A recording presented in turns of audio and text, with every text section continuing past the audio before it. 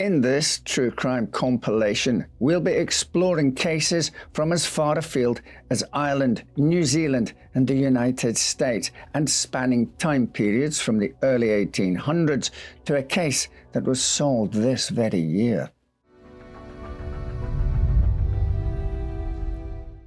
We begin with a tragic murder case as we ask the question, who killed Teddy Haskell?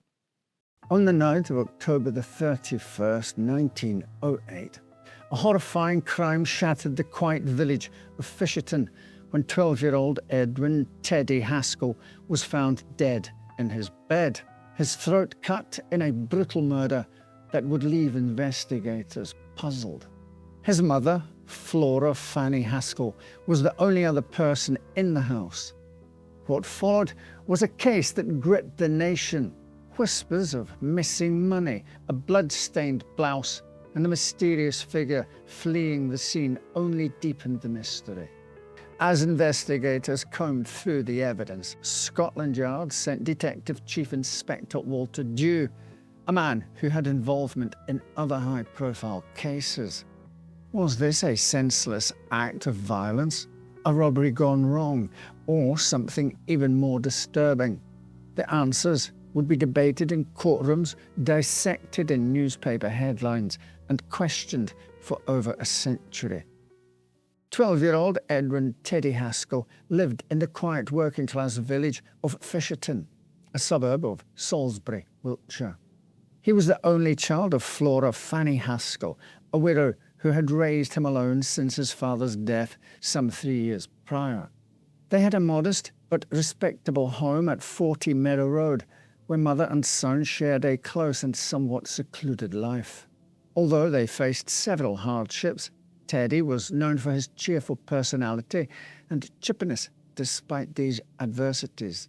6 years before his tragic death, he had contracted tuberculosis, which led to the amputation of his right leg above the knee. But rather than letting it define him, he quickly adapted to this new way of living. He learned to move with crutches, continued to play football with his friends, and earned admiration for his determined spirit from those who knew him. His sense of adventure never diminished, and he remained a popular boy in the neighbourhood with a good group of friends. The Haskells were not a wealthy family, but Teddy had been saving money for a new artificial limb, a fund carefully built up over 2 years with contributions from his grandmother. These savings, hidden away in the house, would later become a key part of the investigation. Despite his struggles at such a young age, Teddy appeared to lead a normal, happy life, making his ultimate fate all the more shocking.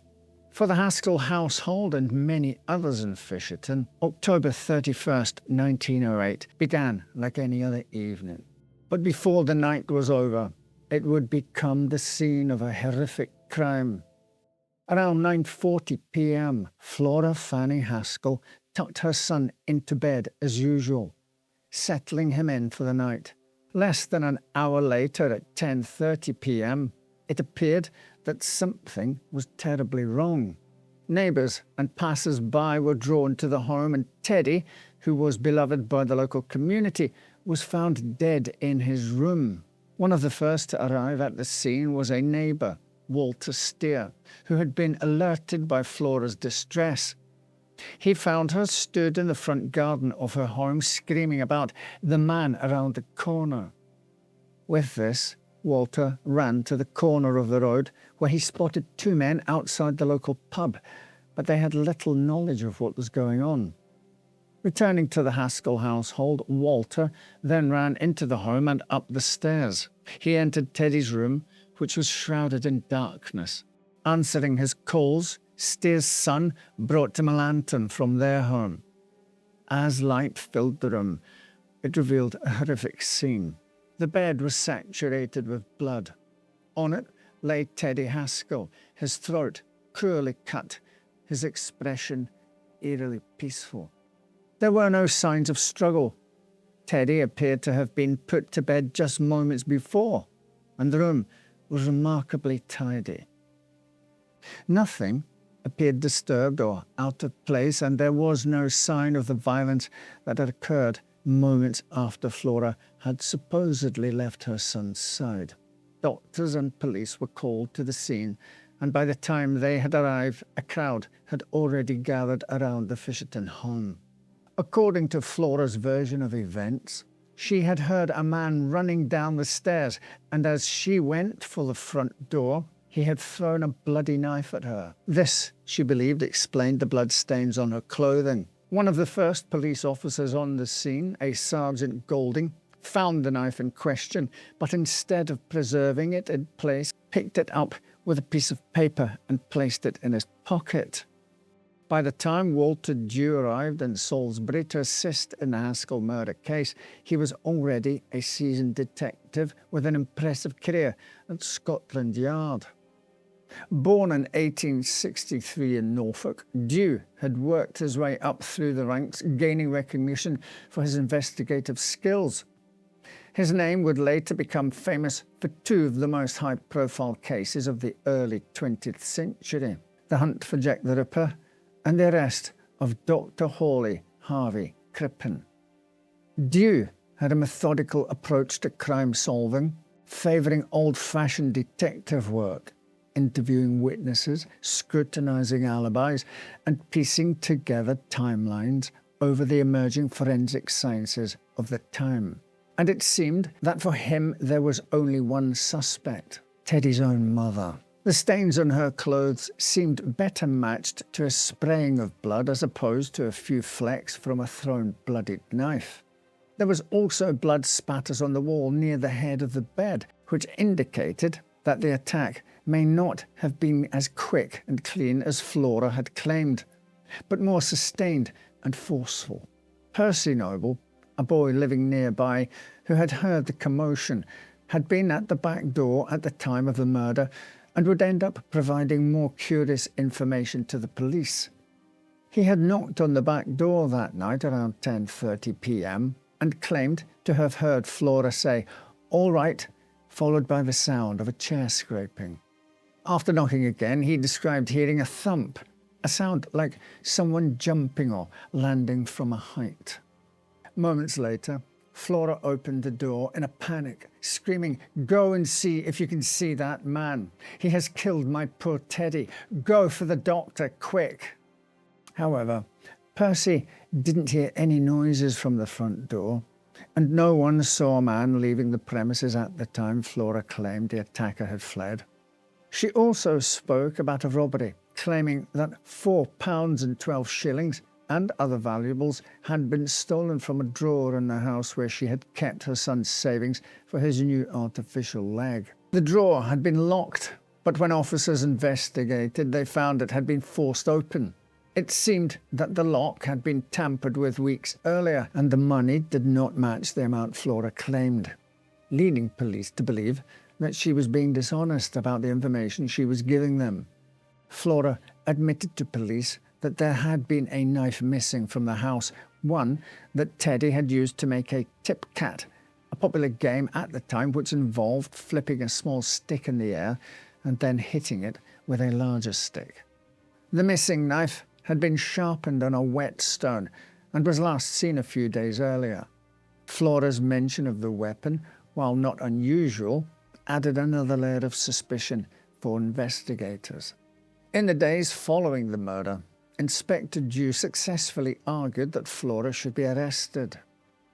While in custody, she is claimed to have said to a wardress, "If I did it, I don't remember." A priest who visited several times also hinted that she may have confessed to him that she had committed the murder. Flora's erratic statements seemed to go against her earlier image as a grieving mother, but it was the inconsistencies between her accounts and the evidence that would lead to the unfolding of an intensely high-profile and scrutinized trial.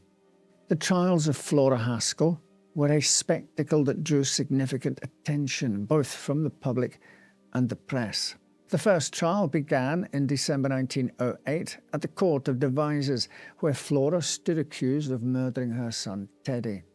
The prosecution's case was built upon the circumstantial evidence that painted the defendant as a woman whose actions seemed erratic and inconsistent in the wake of her son's death. Her early statements about the night of the murder were conflicting, and the bloodstains on her clothing raised questions. She could only give a loose description of the man who, she claimed, had killed her son, and he seems to have vanished into thin air quickly after the act. Still, there was no conclusive evidence to definitively prove her guilt, and the defense worked tirelessly to cast doubt on the charges. Flora's lawyers emphasized her grief as a sign of how implausible it was that she was the killer. Several witnesses testified to her loving care for Teddy, with one remarking that she was everything a mother ought to be. Flora's character, reputation, and history of devotion to her son played a critical role in her defense. The trial saw the involvement of expert witnesses like Dr. Augustus Pepper, who testified regarding the possible causes of Teddy's injuries, and Raina Goddard, whose incisive questioning of the prosecution revealed inconsistencies in their theory of the crime. Despite the emotional weight of the proceedings, no direct evidence linked Flora to the murder, and after weeks of testimony, the jury deliberated and returned a verdict of not guilty, citing the lack of evidence. But the case did not end there.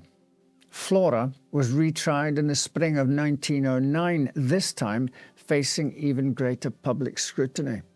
The second trial was equally dramatic, but the evidence remained the same: circumstantial, inconsistent, and ultimately insufficient. Once again, the jury returned a verdict of not guilty. The murder of 12-year-old Teddy Haskell remains one of Salisbury's most enduring mysteries, with its unsettling details continuing to divide opinion to this day. While some firmly believe that Flora Fanny Haskell was responsible for her son's brutal death, others argue that the evidence was simply not enough. And with two high-profile trials in which Flora was ultimately acquitted due to lack of concrete evidence, many still question whether justice was truly served. In the end, she walked free, but the case leaves lingering questions. While the town of Salisbury has since moved on, the mystery of Teddy Haskell's death remains unsolved to this day. And Flora's reputation, though restored in the eyes of the law, was forever tainted by the suspicion surrounding the murder. Our next case shows that while people can be arrested and punishment dished out, it's certainly no guarantee that justice has been done. On a cold August night in 1882, the quiet hills of Maamtrasna, a remote settlement on the border of County Galway and County Mayo, became the scene of one of Ireland's most gruesome crimes. In the dead of night, 5 members of the Joyce family were savagely murdered in their own home, leaving a community reeling in horror.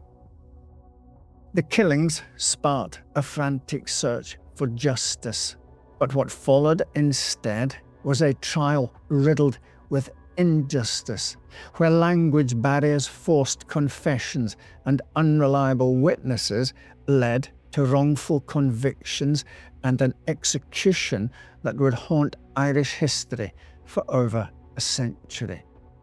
The Maamtrasna region, situated on the border of counties Mayo and Galway in the west of Ireland, is an isolated and rugged landscape. And in the late 1800s, a place where Irish was the primary spoken language, English being a dialect largely unencountered by its inhabitants. This region, like much of Ireland, was gripped by poverty, unrest, and growing tensions between Irish tenants and their British landlords. Ireland at the time was still under British rule, and the Land War, a campaign of resistance against excessively high rents and forced evictions, was in full swing. The Irish National Land League, founded in 1879, sought to defend tenant farmers' rights, leading to violent confrontations with landlords and law enforcement. Between high tensions and upheaval, the British authorities were eager to assert control and maintain order, sometimes resorting to severe legal measures, including coercion laws that allowed for the suppression of suspected rebels and harsher penalties for crimes perceived as political. One of the most significant social divides in Ireland at the time was language.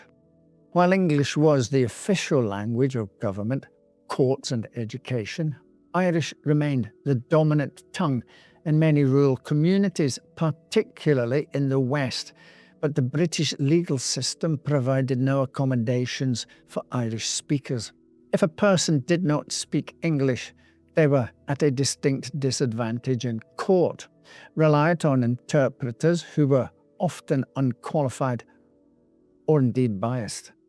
In the case of Miles Joyce and the other men later accused of committing this gruesome crime, this linguistic divide would prove fateful. Maamtrasna was a small, close-knit community where families were bound by marriage and kinship. For those living there, life was harsh, with people relying on small-scale farming and occasional labour to survive. The remoteness of the region meant that news travelled slowly, and the people were largely disconnected from the political and social affairs of Dublin and London. But tensions over land disputes between families and the larger political struggles of Ireland created a volatile atmosphere. Violence was not uncommon, with secret societies like the Irish National Invincibles and the Moonlighters enforcing their own brand of justice against landlords and farmers and those who broke the unwritten codes of rural Ireland. Among those trying to build a life in the area was the Joyce family, who survived through farming, fishing, and raising livestock. John Joyce, the head of the household, was a hard-working man, providing for his wife Bridget, their children Michael, Patrick, and a young daughter, and his elderly mother Margaret. Their life was simple but demanding. But with feuds and disputes so common in Maamtrasna, often tied to land, livestock, or long-standing personal grudges, the Joyces were no strangers to this reality. They had their own share of difficulties with certain members of the community, and though they may not have known it at the time, these tensions would soon spiral into something far more sinister than a simple rural dispute. On the night of Thursday, August the 17th, 1882, the Joyce family has settled in for the night, unaware of the horror that was about to unfold. Sometime in the early hours of the morning, intruders forced their way into the small stone cottage. The wooden door was torn from its hinges, sending a splintering crack through the silence. Inside, John Joyce, his wife, their children, and John's elderly mother were asleep. The attack was merciless.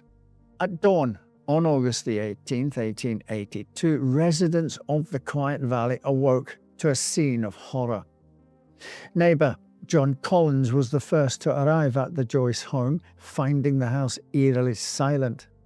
Inside, John Joyce was found lying on the kitchen floor, shot twice in the side, with a deep wound to his head.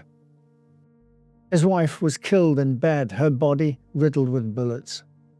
Their daughter, too, was shot and suffered a brutal skull fracture. John's mother was also brutally murdered. The violent attack spared no one except young Patrick, known as Patsy, who, though badly beaten, survived.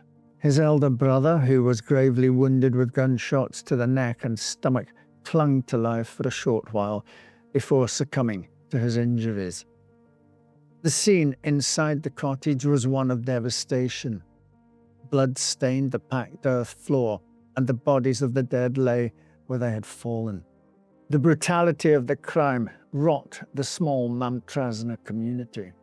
5 members of the Joyce family had been murdered in their own home, and the search for those responsible was about to begin. But in the small and remote community, gathering reliable testimony was difficult. Fear and silence gripped the people, and while the gruesome nature of the crime suggested premeditation, the true motive remained unclear. Some speculated that it was a targeted act of vengeance, while others believed it was connected to land disputes or accusations of sheep stealing.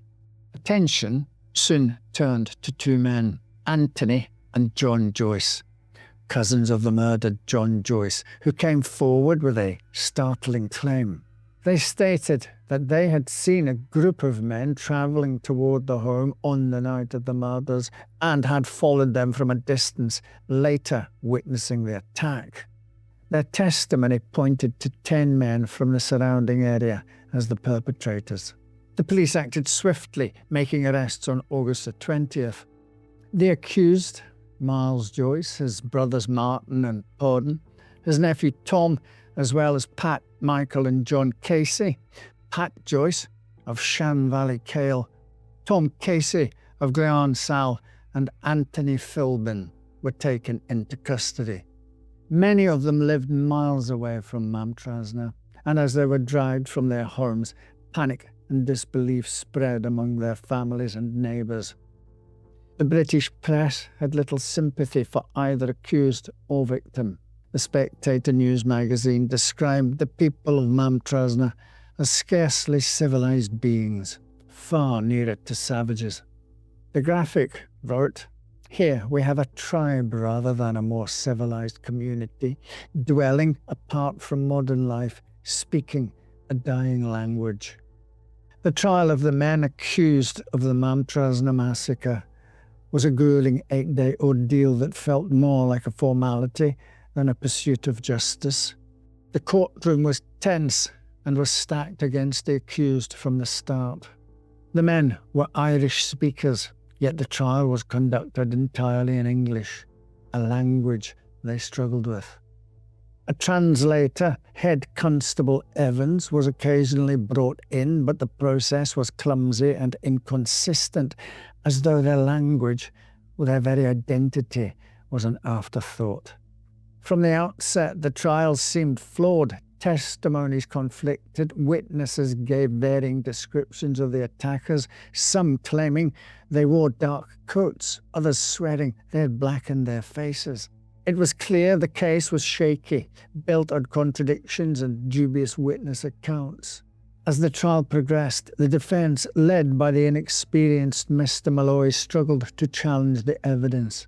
His unfamiliarity with the language and the people he was defending showed in his lack of preparation. The men, many of whom had no understanding of English, found themselves vulnerable to a legal system that seemed uninterested in fairness. The defence's arguments went largely unheard, drowned by the overwhelming force of the Crown's case.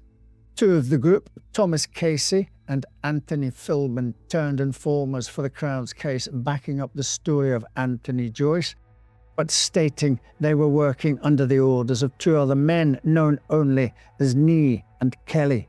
However, neither were sought in connection with the case. One of the most heartbreaking moments came when one of the accused, Miles Joyce, real name Maamtrasna, stood in the dock. A man of quiet dignity, he denied his involvement in the massacre, calmly stating that he had been home with his wife that night. The prosecution, eager to see the trial concluded, pressed for a quick verdict, and the jury deliberated for only 6 minutes before returning with their decision. Guilty. In the face of the conviction, the men's fate was sealed. 5 of the accused, who had admitted to their involvement in the crime, were spared the death penalty by John Spencer, 5th Earl Spencer, and Lord Lieutenant of Ireland, who had been overseeing proceedings, their sentence being commuted to life in penal servitude. But Malloy, Patrick Joyce and Patrick Casey would not see such mercy. All 3 would be hung. While awaiting their date with the noose, the 2 Patricks confessed to their part in the killing, but both were adamant that Mualara played no part and was innocent.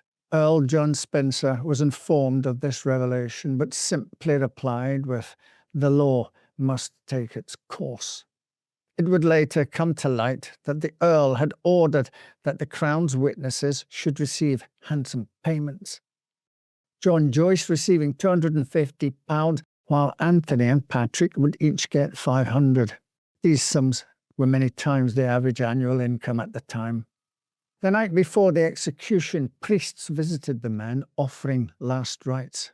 Shoiga's last words, spoken in Irish, were a final protest of his innocence. "I am as innocent as a child in the cradle."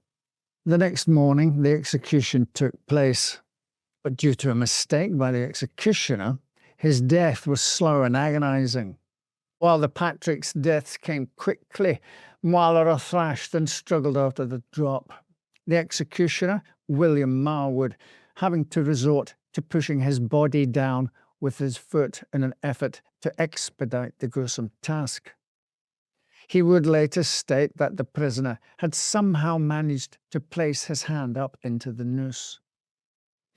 The bungled execution would haunt those who witnessed it, serving as a final grim reminder of the miscarriage of justice that had led to the trial and its fatal outcome. The story of Mualara's wrongful conviction didn't end with his death. In fact, it seemed to intensify after the hangings. Rumours spread that his ghost had been appearing at Galway prison, terrifying the wardens and matrons. Described as a tall, mystic figure, the spirit was said to follow officials, and before long, some of them were requesting transfers. The unsettling reports of his allegedly ghostly presence only deepened the belief that something was terribly wrong with the trial, and the anger over the executions only grew. Shoiga's widow and his brother-in-law were accused of threatening the Crown's witnesses, leading to their imprisonment.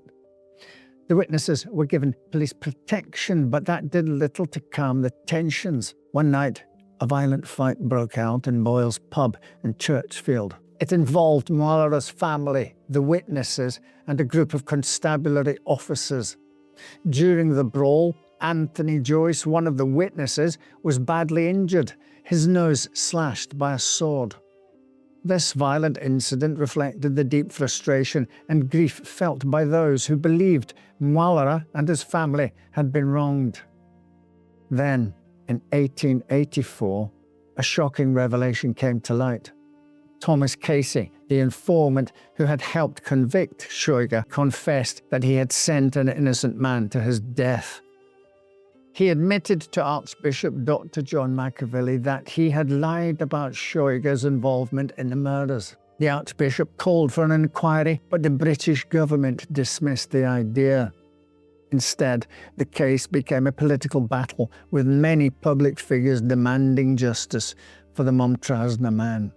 One of the strongest voices calling for justice was Tim Harrington, a nationalist MP.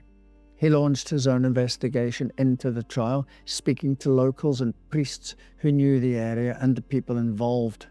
What he uncovered was damning. The so-called witnesses had lied under oath, and it became clear that Anthony Joyce had learned about the murders only after the fact. He couldn't have seen anything the night of the killings. Harrington's findings showed that the trial had been based on false evidence and a network of lies.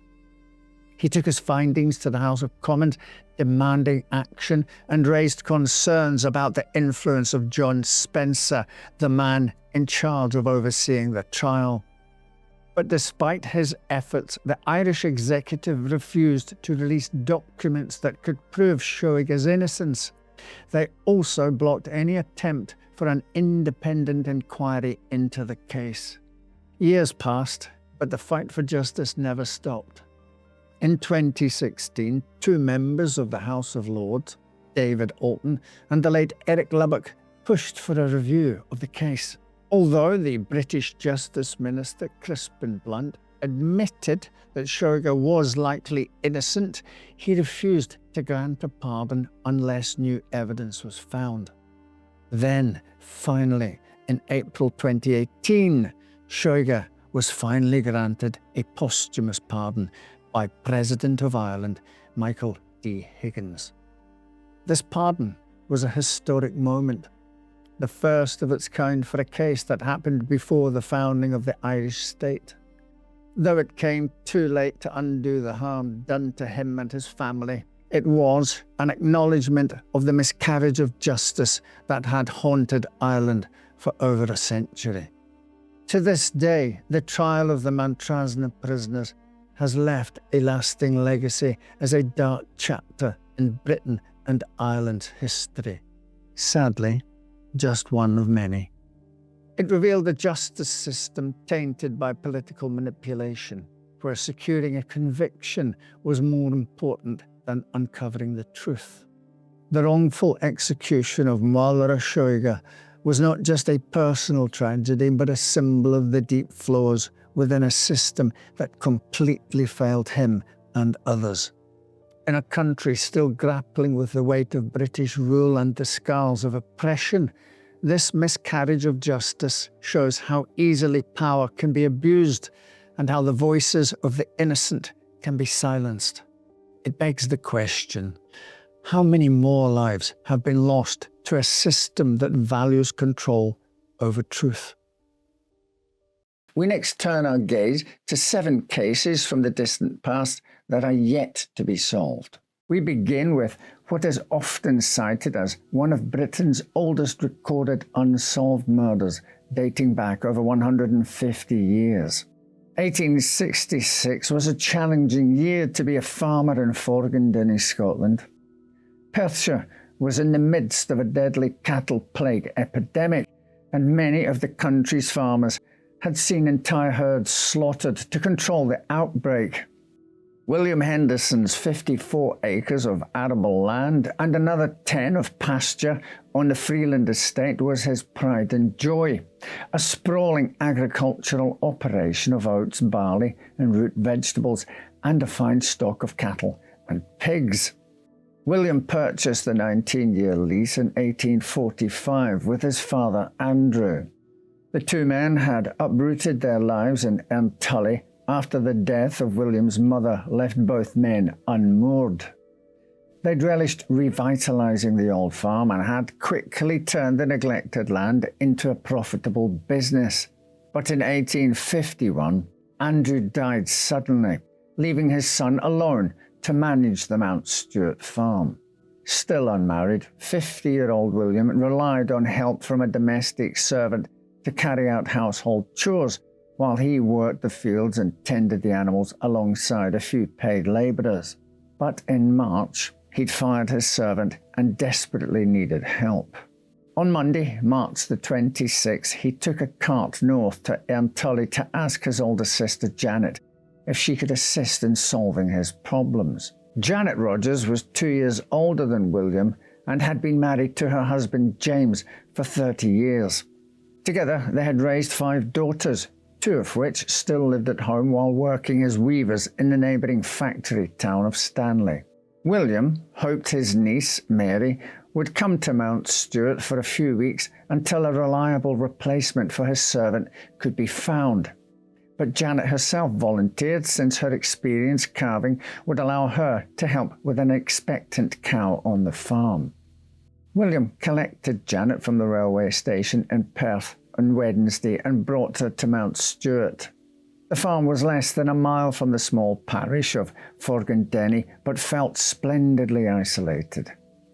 A dilapidated 2-storey farmhouse was tucked behind a small hill, facing the main road and hidden from the north by a screen of tall trees. Mount Stuart was accessible only by a steep track in the hillside, making visitors a rarity. On Friday, March the 30th, William rose early to tend to the livestock before heading to the agricultural market at Perth. He shared a breakfast of porridge with his sister, who was planning to begin the staggering task of cleaning the old farmhouse. Before leaving, he told his ploughman, James Crichton, what he wanted to be done while he was away.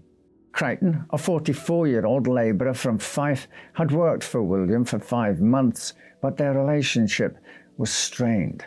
At the end of January, his employer had taken Crichton to Perth to help with a delivery of grain. Once their work was complete, he sent the ploughman back to Mount Stewart ahead of him while he finished some other business in town. William returned home just before sunset and discovered someone had broken into the farmhouse through a window and stolen £3, a silver watch, and a pair of worsted cord trousers. His suspicions quickly turned to Crichton, and the farmer had been wary of him ever since. William returned to Mount Stewart in the early evening. There, John helped him unload his supplies before setting off for home. Heading to the farmhouse after his long day, William was surprised to find the door locked and the windows shuttered. He called for Janet, but received no response. He eventually used a ladder to climb through an upstairs window and found his way to the kitchen in the dark. There, he saw several overturned chairs and a heap of bedding that had been dragged across the floor from the small box bed in the corner. As he unfurled the sheets, he was confronted with a sight most foul: the bloodied and beaten body of his sister, Janet. William fetched the local constable, Alexander Cumming, and the village physician, Dr. Lang. The three men returned to the farmhouse, where Dr. Lang confirmed Janet was deceased. The procurator fiscal was summoned from Perth and arrived the next morning with a small cadre of police officers. Janet Rogers had been bludgeoned to death with an axe, and her killer had hastily thrown the bedding over the body. The murder weapon was found lying nearby, covered with the victim's blood and hair. Except for the overturned chairs in the kitchen, the house appeared undisturbed, and nothing seemed to have been stolen, though William would later claim that the farmhouse had been wholly ransacked and that money had been taken. Both William Henderson and James Crichton were arrested under suspicion and questioned during the 8-month investigation that followed. Each man claimed the other was to blame, but Crichton was eventually the one charged with murder. The case hinged on the testimony of Christina Miller, the domestic servant William had fired shortly before Janet arrived at Mount Stewart. Following her dismissal, Miller had lodged with Crichton and his wife in their cottage near the farm.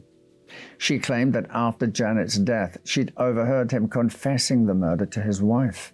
At trial, the prosecution argued that William's suspicion of him following the burglary in January was righteous, claiming he had gone back for more on a day he knew the employer would be in Perth, but had been startled by Janet's presence and killed her. However, there was no proof that Crichton had been responsible for the earlier robbery, and Christina Miller's testimony was overshadowed by rumours that she'd been having an affair with Crichton, or that she'd hoped implicating Crichton would earn her job at Mount Stewart back. The jury deliberated for only 12 minutes before returning their verdict. Not proven. After his release, Crichton completed his term of contract on William's farm before relocating with his family back to Fife. William Henderson found it much more difficult to move on from his sister's death. He was eventually sent to Murray Royal Asylum in 1890, where he died after a period of sustained mental decline, claiming, until the very end, that James Crichton had gotten away with murder. The two men remain the only notable suspects in this case. William's conflicting stories about the state of the house upon his return would have been a serious red flag in a modern investigation. Did he and Janet argue over breakfast? Had he killed her, locked up the house to ensure no one found the body, and rushed off to Perth for an alibi? On the other hand, if William had been in Perth at the time of the murder, James Crichton would have had easy, unsupervised access to the farmhouse. He may have planned to steal a few pounds from his employer and been interrupted by Janet, whom he likely had not even realised was staying there. Janet Rogers' murder slipped through the cracks of an imperfect justice system and remains unsolved today. The Book of Remembrance at the Metropolitan Police Memorial in Hendon records the names and circumstances of the deaths of British police officers who lost their lives in the line of duty. These records date back to the 17th century. As you can imagine, there is no shortage of intriguing entries. While some are quite bizarre, such as the death in 1832 of P.C. Thomas Hart, who died by drowning after being knocked into the river while trying to catch a stray cow. Others died in more traditionally heroic circumstances, like P.C.'s John Birkmeyer and John Wright, who were both killed in 1844 while searching a burning house when the floors collapsed. But among these names, one of the most infamous is P.C. Fred Atkins, who died in 1881 at the age of 23. The Book of Remembrance lists his cause of death as being 3 fatal gunshot wounds received as he was trying to arrest a burglar. P.C. Atkins was far from being the only police officer in Victorian Britain who died while trying to make an arrest, but his unsolved murder sparked a push for police officers to be issued firearms, forever changing the field of law enforcement in the UK. Though there were few restrictions on gun ownership before the 20th century, their use was limited mainly to hunting and other recreational pursuits. Coach drivers sometimes carried pistols to defend against highwaymen, but the cities of Victorian Britain were widely firearm-free. While gaslighting had made its way to most areas of London, there was no shortage of dark places to execute an attack.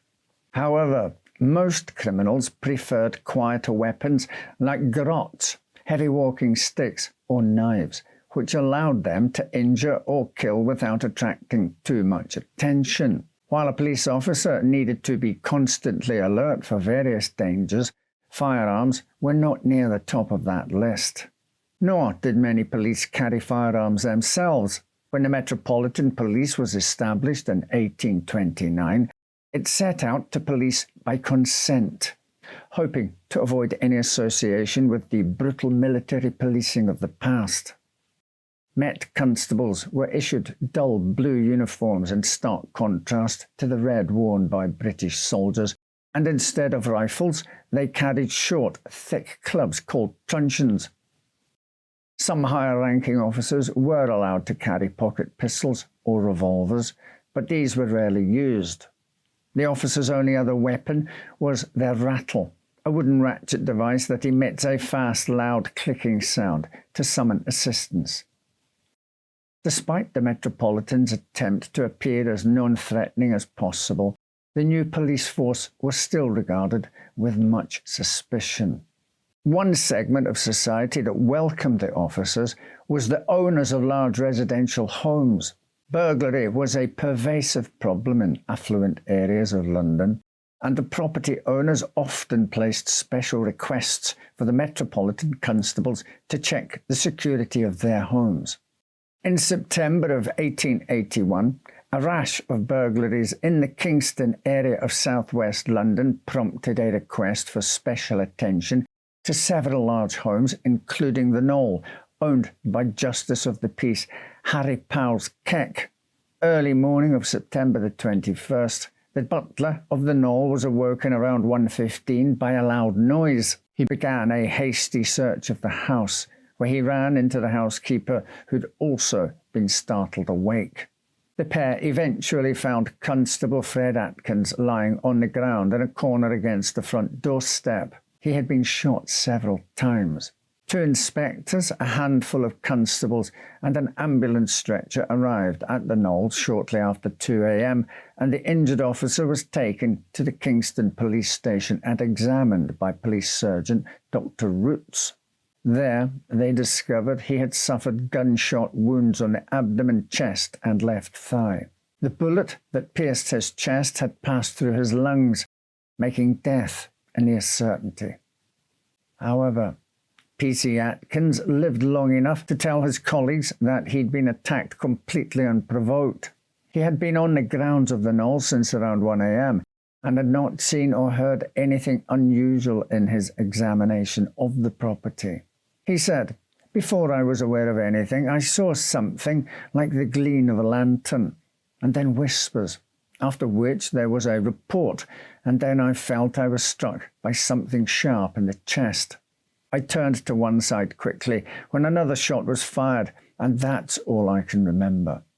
Officers were dispatched to examine the grounds of the knoll, where they discovered the burglars had removed the iron bar from a ground-floor lavatory window in a dark recess in the side of the house. They found a lantern and chisel in the bushes below. Footprints could be seen across the lawn towards the main road. It appeared that the PC had disturbed the would-be burglars just as they were about to enter the house, and they fired at him from the dark and fled. Atkins succumbed to his injuries nearly 24 hours to the minute after he sustained them. At least 2,000 members of the Metropolitan Police attended his funeral in Walton-on-Thames, and a large headstone was paid for by donations from the police and the general public. But what Atkins' comrades really wanted was the arrest of his killer, and that pursuit would ultimately prove fruitless. The chisel discovered at the scene bore the initials FB, leading police to suspect a local blacksmith and farrier named Frank Brockwell. Brockwell's boots were found to match the prints at the knoll, but after hours of questioning, he was released. A £100 reward was offered, but no other leads were ever discovered, and Atkins' murder remains unsolved. Shortly after his death, calls for arming the police, particularly those who patrolled rough areas or worked at night, began in earnest. But it would take the fatal shooting of PC George Cole in 1882 and the attempted murder of PC Patrick Bones in 1883 before the Home Office ordered nearly 1,000 revolvers from Webley and Son to be issued to officers in London on night duty. The use of firearms by police continued to slowly grow, then exploded during the First World War. By the 1950s, the British police had once again disarmed most officers. But since Atkins' death, the question of what role firearms should play in British policing has never been fully settled. Today, about 90% of the police remain unarmed. But recent surveys show the public is overwhelmingly in favour of arming all police. Interestingly, Metropolitan Police officers are much less eager to carry guns. Nearly half think there should be more specialist firearms officers, but not that all officers should be armed. By the end of the 1880s, much of Britain would be obsessed with the Whitechapel murders, a series of 11 unsolved slayings in London's East End. During this period, it may have been easy for those in other parts of the country to believe that the horrific scenes they saw on the front pages of their newspapers could only happen in the busy capital. But in 1882, a brutal discovery in a small coastal town over 300 miles north of London would shatter that illusion. On March the 1st of that year, an elderly stonebreaker named Robert Moncrief took up his tools on the North Side Road in Workington, a small port town at the mouth of the River Derwent in Cumbria. Stonebreaking, or splitting rocks into smaller pieces to use on roads, was unskilled, back-breaking work, the kind of repetitive, monotonous job with little variation. But on that morning, as Robert began sorting smaller cobbles from a heap of stone, he saw something shocking. A pair of human feet protruding from underneath the pile of rubble. The old man moved the stones as quickly as he could, revealing the badly decayed and vermin-eaten body of a young woman. Given the advanced state of decomposition, it was clear that the young woman had been there for a considerable time. The body was discovered about 20 yards beyond a new bridge close to the roadside. According to one newspaper report at the time, the area was one where a considerable amount of passenger and vehicular traffic is daily carried on. How had no one noticed the rotting corpse until then? It was unsettling, to say the least. Without forensics to identify the body, investigators had to rely on other means. Thankfully, missing women were a rarity in Workington, and only one had been reported as such in recent memory. Lucy Sands had disappeared 3 months earlier on the evening of December the 1st. At the time of her disappearance, many locals believed she had simply left town in search of employment after she'd gotten into a terrible fight with her grandmother. But now, with a body matching Lucy's general description, investigators were forced to accept a grislier version of events. Lucy Sands was born in Antrim, Northern Ireland, in 1865. After she and her younger brother James were orphaned, she was sent to live with her grandmother in Workington. She was forced to grow up quickly, but settled into her new life as well as expected, finding close friendships with 3 local girls and working in the mills nearby. Sometime in her teenage years, Lucy moved away to take a job in service, but by 1881, she was back in Workington after being dismissed due to a prolonged illness. Though described as caring, generous, and thoughtful, 16-year-old Lucy was also headstrong and frequently clashed with her grandmother, who disapproved of her lifestyle and friends. In late November, she and her grandmother had a loud disagreement that was heard by most of the street. 3 days later, on December the 1st, Lucy left her grandmother's house around 5 p.m. to meet her friends in town. She never returned. An inquest into Lucy's death found that she'd been murdered. Her body showed marks of violence about her forehead and throat, and she was discovered without a hat and boots. On March 10th, Maynard Harrison, the 19-year-old son of a respectable tradesman, was arrested in connection with the girl's death. 3 days later, he was formally charged with murder.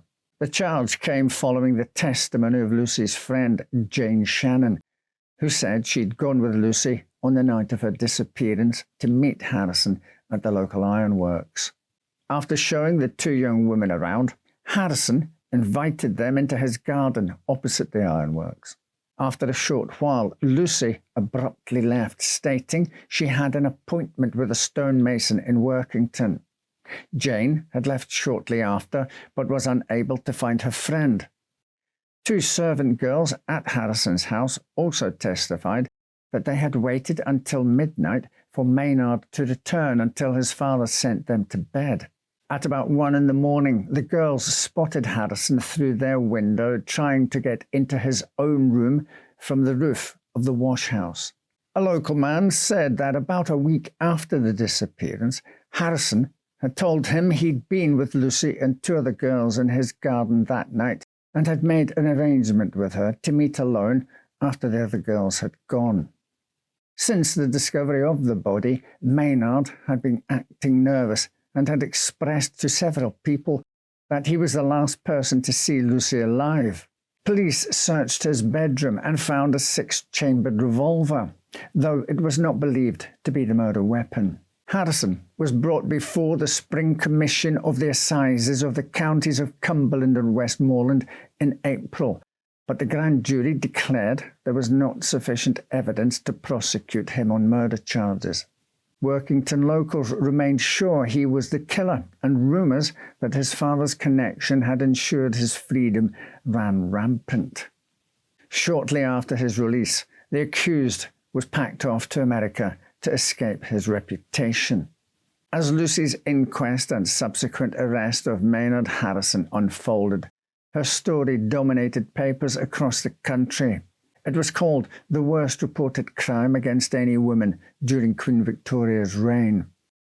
The notion that a promising young woman could be brutally murdered and left to rot along a busy roadway for 3 months in a small town like Workington was deeply shocking.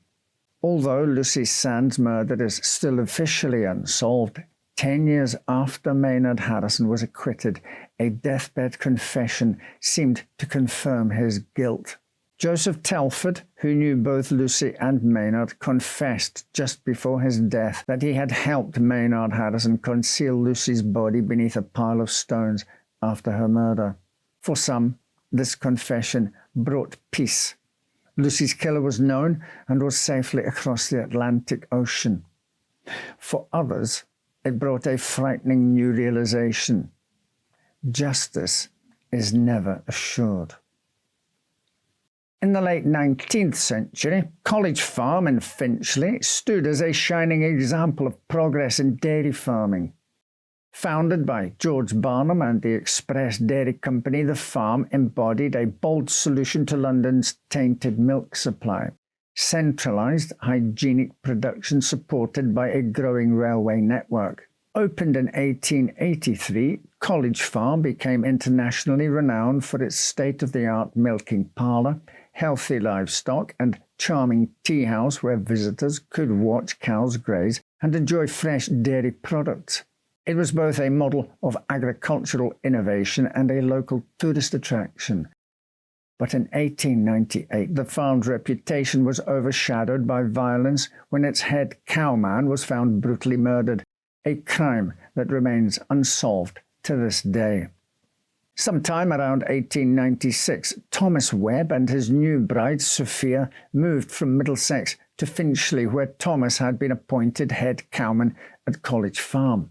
Raised in hardship after his father's death, Thomas was poorly educated but hard-working and capable, with nearly a decade of experience in dairy work before joining the Express Dairy Company. The Webbs lived in a tidy cottage at College Farm, and Thomas oversaw 2 workers. Their days followed a steady rhythm: early mornings, evening teas, and Sundays at church. Though isolated from village life, Webb was well-liked and respected. Though monotonous, his life was enviable in a time when 35% of Londoners were living in abject poverty, pushed into overcrowded slums in horrific sanitary conditions. On the night of January 29, 1898, Mrs. Florence Pate was entertaining a guest at her home near the entrance to College Park when, at 8:10 p.m., 2 loud gunshots rang out. Minutes later, there was a frantic knock at the door. Sophia Webb, usually neat and composed, stood there in blood-stained clothes, clutching a broken lantern. "I think my poor Tom is shot," she said. Mrs. Pate grabbed her own lantern and rushed with Sophia to the Webb's cottage, while her guest was dispatched to fetch Mr. Mackenzie, the barrister next door. On the doorstep of the cottage, Mrs. Pate found Thomas Webb lying in a pool of blood. Sophia collapsed beside him, cradling his body. When Mr. Mackenzie arrived, they moved Thomas inside and sent for Dr. Harper, the local physician. Dr. Harper found no signs of life, though the body was still warm, indicating that Thomas had died recently. A bullet wound to the neck appeared to be the cause of death. Soon after, Sub-Inspector William Girling and several officers arrived. They found a cap, stick, and basket near the cottage. Following a trail of blood down the drive, Girling discovered another large pool of blood near Regent's Park Road. Sophia told police that Thomas came home at 7 o'clock as usual. Around 7:40, she spoke with the farm manager and the foreman, saying she and Thomas planned to take the omnibus to retrieve a repaired umbrella. The men informed her the bus had already gone. She relayed their message, but Thomas decided to catch the next bus alone after checking the cow sheds. He grabbed his hat and basket to buy some potatoes in town, leaving the cottage around 8 o'clock. About 15 minutes later, Sophia heard the front door open and Thomas cried out her name. He'd been shot, but he didn't say by whom. She ran for help, but as she moved down the drive, she sensed someone in the bushes. Swinging her lantern, she shattered the glass and fled in terror to Mrs. Pate's house. Strangely, Sophia also informed the detectives that Thomas had predicted his own death a month earlier. At Christmas time, she explained he had read a newspaper article about the murder of actor William Terrace, who'd been stabbed to death outside the Adelphi Theatre. He told Sophia I have a strong presentiment that one night when I am looking around the farm, someone will come out and shoot me. Police searched College Farm for hours, but found no weapon, no suspect, and no clear trail. As the Hendon and Finchley Times later noted, nothing could have been easier than for a man to have got away over the fields, for the spot is a very lonely one. Attention soon turned to two recent unexplained shootings in the area before Thomas's death. In one, a woman named Miss Matheson was attacked on a nearby road late at night. After escaping, she heard a gunshot fired in her direction. A month before that, a young couple resting on a bench opposite the farm reported a bullet narrowly missing them. Despite these unsettling incidents, police found no suspects or motive in Thomas Webb's murder. He was well liked, had no known enemies, and nothing had been stolen.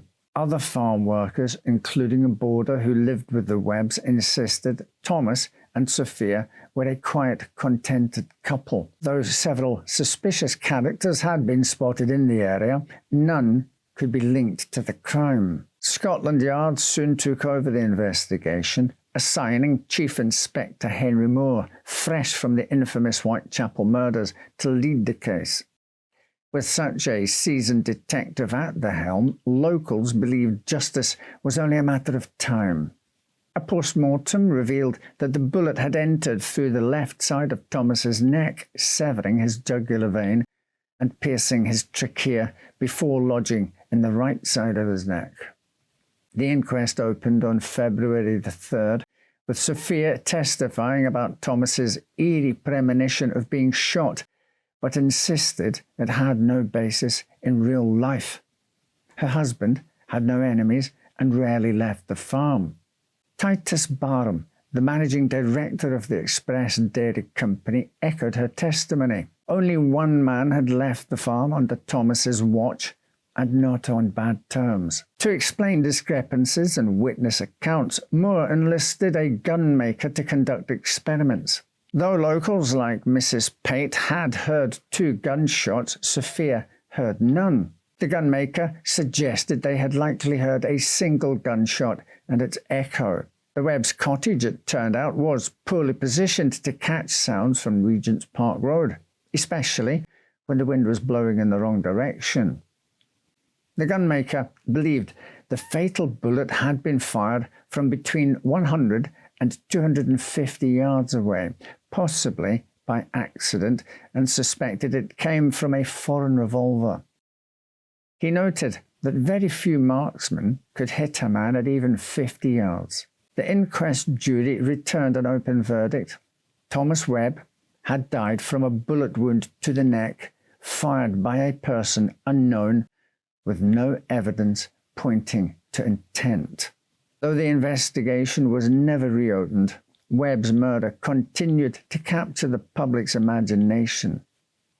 In 1903, rumours swirled that his killer had made a deathbed confession. Local papers sold out as they reported the claim at double their usual price, but the story was never confirmed.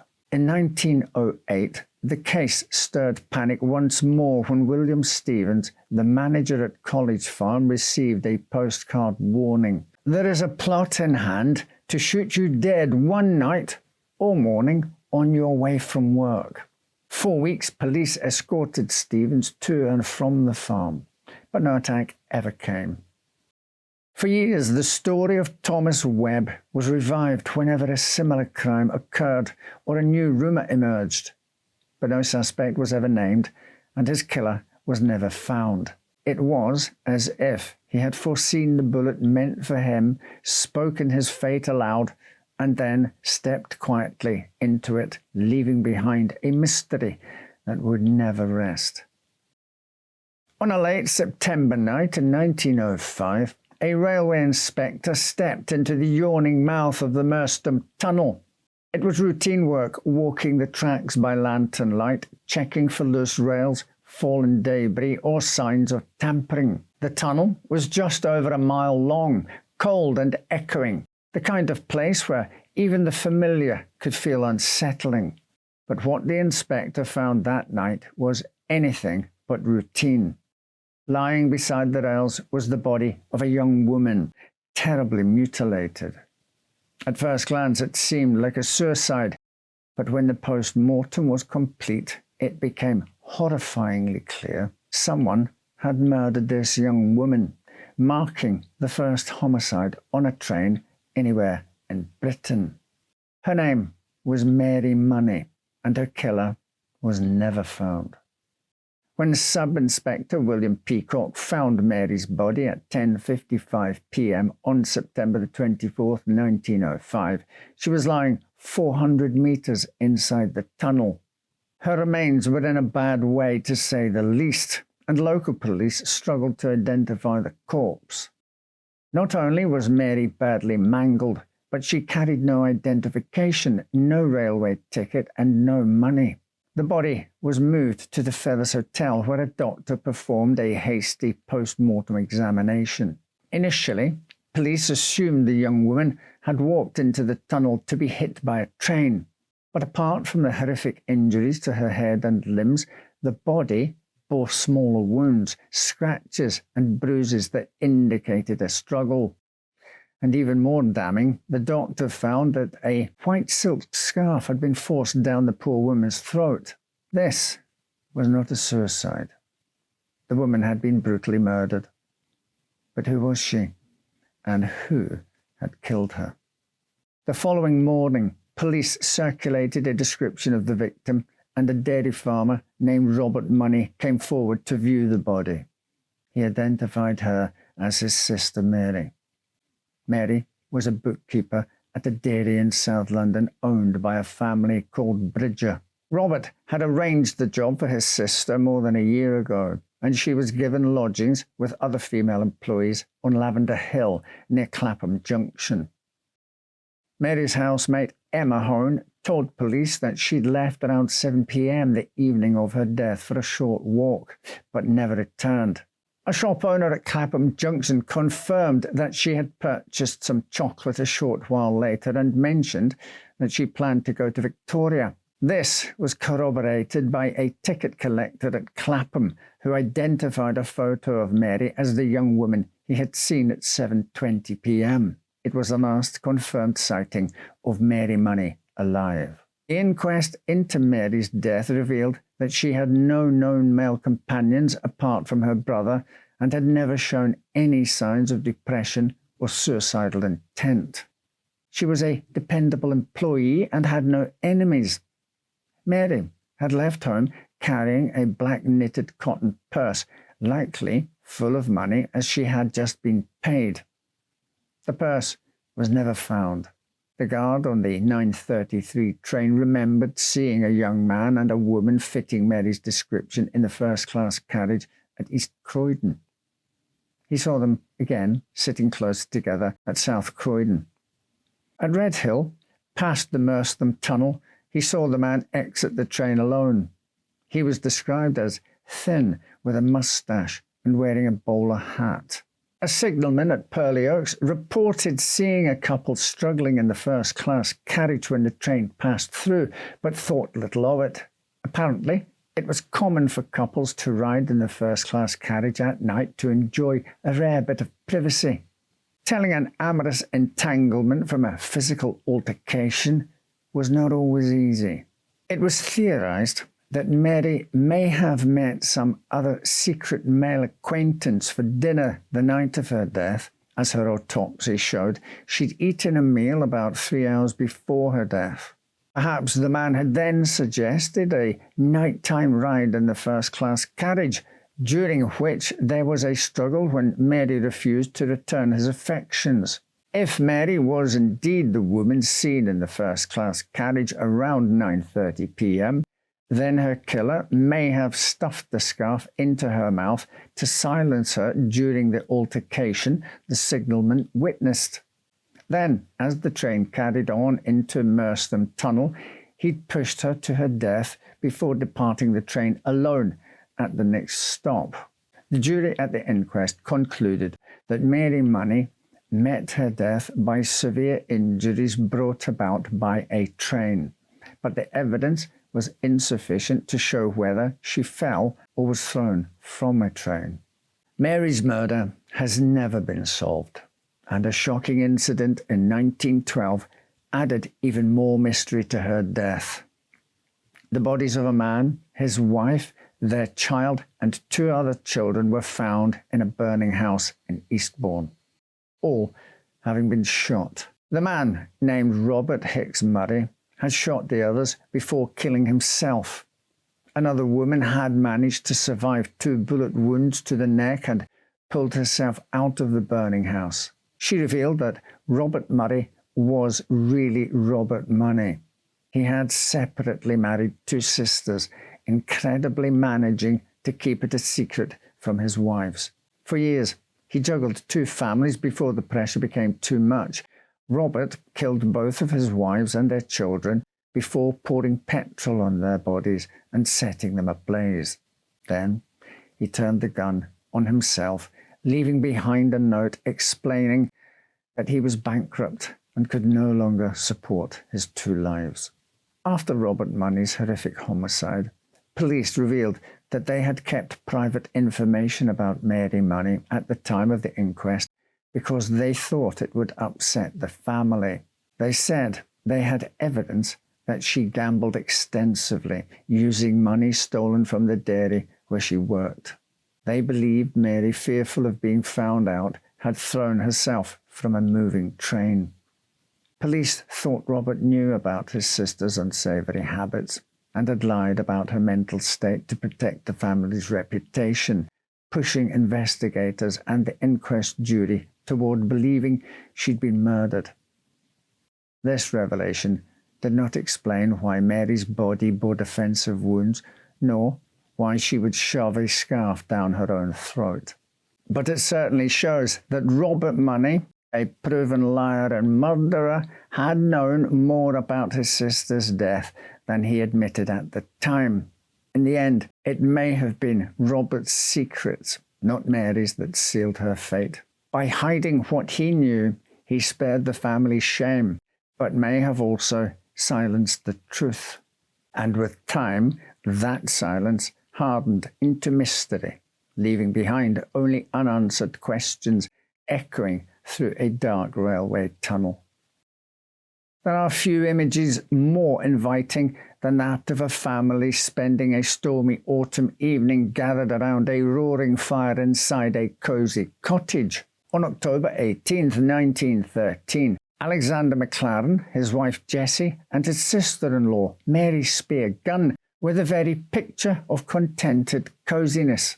Mary and Jessie were knitting by the light of an oil lamp and the flickering fire, while Alexander read aloud from a novel. Cold rain lashed against the windows of Northbank Cottage, an isolated homestead nestled beneath the sandstone cliffs near Porton Cross in North Ayrshire, Scotland. But around 8:30 p.m, this pleasant scene was interrupted by the sound of 6 pistol shots. When the ringing of the gunshots faded, Alexander and Jessie were injured and Mary was dead. The shooting drew international attention, but the murderer and the motive remain a mystery. Mary was one of 3 sisters born to Jane Spear and Gilbert Gunn in Stevenson, North Ayrshire. In 1901, Mary was living with her sister Jessie and her brother-in-law, Alexander McLaren, in Wigtonshire near Port William, where Alex served on the school board and built and operated Ebenezer Hall. When Alex decided to take a job at a post office in Taynuilt before returning to Porton Cross to farm, he and Jessie invited Mary to join them. However, Mary had no desire to toil over the fields and instead moved to Canada to live with her other sister. During her years in Saskatchewan, Mary had a passionate love affair that most assumed would end in marriage. But the romance fizzled out and Mary returned to Scotland. In May of 1913, Mary, Jessie and Alex moved into Northbank Cottage, where their tragedy would occur. By this point, Mary was 51 years old, and her sister and brother-in-law were a decade her senior. Ready at last to retire to a life of ease, Alex sold his sheep at a Perth auction for £100. The trio were not well known in Porton Cross, being new to the area and living in a remote and accessible cottage, but were generally described as respected and well liked. On October the 18th, Mary went shopping in West Kilbride, just over 2 miles from North Bank Cottage. Later, Alex went out to meet her on a return journey. They passed a stranger along their route and walked with him for a while, making polite conversation. Later, at home, Mary and Jessie settled in to listen as Alex read At Sunwich Port by W. Jacobs. While they listened to the story of a disgruntled captain and his loyal steward unfold in the quaint coastal town of Sunwich, multiple gunshots pierced the air. Mary cried out, "Alex, I'm shot!" As Alex yelled at Jessie to drop to the floor, Alex, whose back had been to the window, had a gunshot wound to his left hand. Jessie was struck by 2 bullets near her kidney, and Mary was shot 3 times, the fatal bullet piercing her heart. Unaware he'd been shot, Alex rushed to release his dogs in an effort to catch the shooter, but he found only 3 sets of footprints and a few bullets. Police and a doctor was summoned, and Mary was pronounced dead at the scene. Jessie had a bullet removed from her back and was taken to the infirmary at Kilmarnock. With a hastily bandaged hand, Alex was taken to West Kilbride Police Station to recount the events that unfolded at North Bank Cottage. During their investigation, police found at least 1 fired bullet on the ground near the broken window. 2 more bullets were removed from the seat where Alexander had sat. They took plaster casts of the 3 sets of footprints, none of which matched Alex's boots. The murder weapon was identified to be a heavy caliber Colt-type revolver, but it was never found. Witnesses reported seeing an unidentified man in the area recently, where he'd visited 3 farms asking directions to Porton Cross, but he was never located. Alexander believed the killer was someone known to the family, since his dogs had not barked to alert him of a stranger nearby. The police supported this theory, noting that the gun had likely been fired from an acute angle outside the window, which indicated the killer was afraid of being recognized. Police concluded that Alex had likely been the intended victim, but there was no known motive for someone to target him. It may have been known locally that he had a large amount of cash from selling his sheep, but there were no signs the killer tried to access the house in any way. The murder shocked Scotland, with many fearing their next evening at home could be their last. Enterprising printers sold thousands of postcards featuring a picture of North Bank Cottage with a policeman standing guard outside. The investigation travelled as far as Saskatchewan, where police tried to determine if Mary's former lover had any reason to do her harm, but this proved to be a dead end. Jessie spent nearly 3 months recovering from her injuries, after which she and Alex relocated to Dalry. Mary Gunn was buried in the southern necropolis in Glasgow. Her murderer was never identified. Much speculation at the time placed at least partial blame on Alexander McLaren.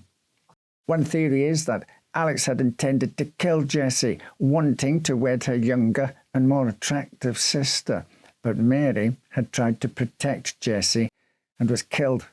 But this would mean Jessie had also lied and corroborated Alex's version of events, which seems unlikely. Another possibility is that Alex hired someone else to shoot Mary because he was tired of her constant presence. Her presence. That's a complaint. Firing from an angle in the dark, the shooter had inadvertently injured Alex and Jessie. Alex then manipulated police into following other leads, while the killer cleaned up all the evidence, tying themselves and Alex to the crime. To this day, no one has been held accountable for Mary Gunn's death, but the shadow of suspicion has never quite lifted from Alex. Whether he pulled the trigger himself or arranged for someone else to do it, many believe he carried the truth to his grave. Mary's murder shattered the illusion that danger waited outside the home. It reminded people that sometimes the real threat may already lay inside. Mothers in Edwardian-era England were all too familiar with the pain of losing a child. An estimated 1 in 6 babies died in their first year of life, and in 1905 alone, 120,000 infants in England and Wales died. Tuberculosis, smallpox, and scarlet fever ran rampant through London's slums, and even simple illnesses like influenza and diarrhea could be a death sentence for small children. By the time Agnes Starchfield left her abusive husband in 1913, she'd already lost 2 children in infancy. Only 5-year-old William, affectionately known as Willie, remained. If a child lived past their 5th birthday, their chances of reaching adulthood significantly improved. It may have even been the knowledge that Willie was out of the worst of the danger that gave Agnes the strength to leave her marriage. But in January 1914, her world was shattered when her son was murdered in a most shocking case. On the afternoon of January the 8th, 1914, a 15-year-old errand boy named George Tillman boarded a train at Midway Park after delivering a parcel. George sat in the 3rd-class compartment as the train trundled toward Dalston Station. Noticing his shoelace had come undone, George bent over to tie it. As he did, he spotted a tiny hand protruding from beneath his seat. Looking closer, he was horrified to discover that he was staring at the lifeless body of a small child. George bolted from the train at the next stop and reported what he'd found to the station master. The train was stopped at Shoreditch and searched, revealing the body of a golden-haired boy stuffed under the seat. The boy's face was suffused with blood, his lips were bruised, and his neck had marks that looked like they'd been made with a cord or rope. It didn't take long to identify the body as that of Willie Starchfield, whose mother had been inquiring after him at police stations and hospitals that afternoon. According to the devastated Agnes, she'd left Willie in the care of her landlady, Mrs. Longstaff, around 11:15 a.m. Agnes spent the next few hours looking for work, passing by where her estranged husband John sold newspapers twice on her rounds, once at 11:30 and again at 2:50. On both occasions, John was nowhere to be seen. When Agnes returned home around 2:55 p.m., Mrs. Longstaff and Willie were out. The landlady returned and told Agnes she'd sent Willie to the paper shop in Hampstead Road to fetch an apartment to let sign at 12:45, but had not seen him since. His mother next went to the paper shop where the shopkeeper told her she'd given Willie 2 cards for Mrs. Longstaff to choose between, but he'd never returned. Agnes began searching the area for Willie and went again to John's usual spot to see if he'd seen the boy. This time, around 4:30, John was there selling papers, but said he had not seen Willie all day. John Starchfield was roused in the middle of the night and brought to the Bow Street police station to give his own account of the day. John was not unknown to the police. In fact, he was something of a minor celebrity. In 1912, John had tackled an armed Armenian terrorist named Stephen Titus, who went on a shooting rampage in the bar of the Horseshoe Hotel, killing a woman. During the struggle, he was shot in the stomach and seriously wounded. He was awarded £1 a week from the Carnegie Hero Fund and was featured in papers across the city. According to John, on the day of Willie's death, he'd been in bed, suffering from pains associated with his bullet wound. He didn't leave his lodgings until 3:30 p.m, when he went to a coffee shop until 4. From there, John said he spoke to a few colleagues before picking up his papers to sell. The inquest into William Starchfield's death opened on January the 15th. According to the post-mortem examination, Willie had been strangled to death between 2 and 3 o'clock in the afternoon. A length of cord believed to be the murder weapon was later found near the scene. John Starchfield testified that he'd been in bed sick the day of the murder, but his landlord was unable to corroborate this with much certainty, as he'd spent several hours at the pub himself and wasn't sure John was still in his room when he returned. A woman named Clara Wood testified that she'd been out running errands around 1:15 on the day of the murder when she saw a curly-haired boy eating a piece of currant cake while in the company of a heavy-set man with a moustache. Later, she identified the child as William Starchfield when she saw his photo in the paper. Wood was asked if she could identify the man she'd seen with William. She pointed to John Starchfield. Her testimony was compelling, as the post-mortem had found partially digested food containing currant in the stomach. Another witness claimed he'd seen John Starchfield with a boy at Camden Town Station.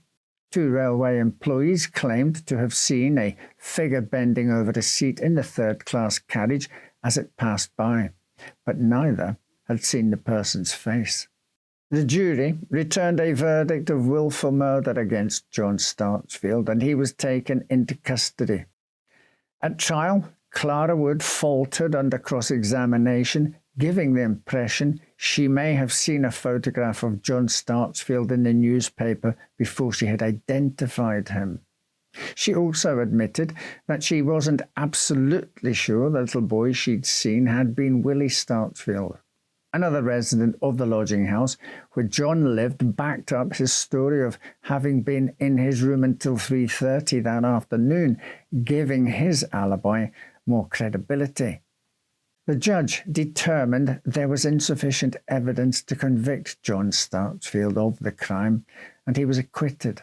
He maintained his innocence until the day he died, which happened just 2 years later in 1916. Many believe that John Starchfield killed his son, possibly by accident. Based on the autopsy results, it is believed that Willie suffered from a heart condition that would have made him more likely to die from injuries that another healthy boy could survive. Had John throttled his son and accidentally killed him? John's own statement to police points to another chilling possibility. He told police that his other 2 sons had also died, one at aged 4 from pneumonia at Charing Cross Hospital and the other at aged 2 at Bateman's Buildings in Soho. He was reasonably sure all 3 children had been insured by the Pearl Life Insurance Company. John admittedly took little interest in their lives. He had not attended his first son's funeral and did not even know the name of the second child who died. But if John Starchfield is to be believed, the death of each of his children would have resulted in an insurance payout. Many desperate families deliberately killed or failed to treat their ill children to receive insurance benefits. Had Agnes Starchfield, a single mother struggling to find work, killed her own child that day, stashed him in an empty rail car, and then rushed home to pretend to look for him? More than a century later, the brutal murder of William Starchfield remains unsolved. Whether he was the victim of cruelty, desperation, or something else entirely, the truth died with those who knew it. Our next story explores a cold case that remained so for some 50 years before the killer was finally captured. On June the 28th, 1967, Louisa Dunne's neighbours in Britannia Road, Easton, noticed the 74-year-old hadn't collected the newspaper from her front garden wall.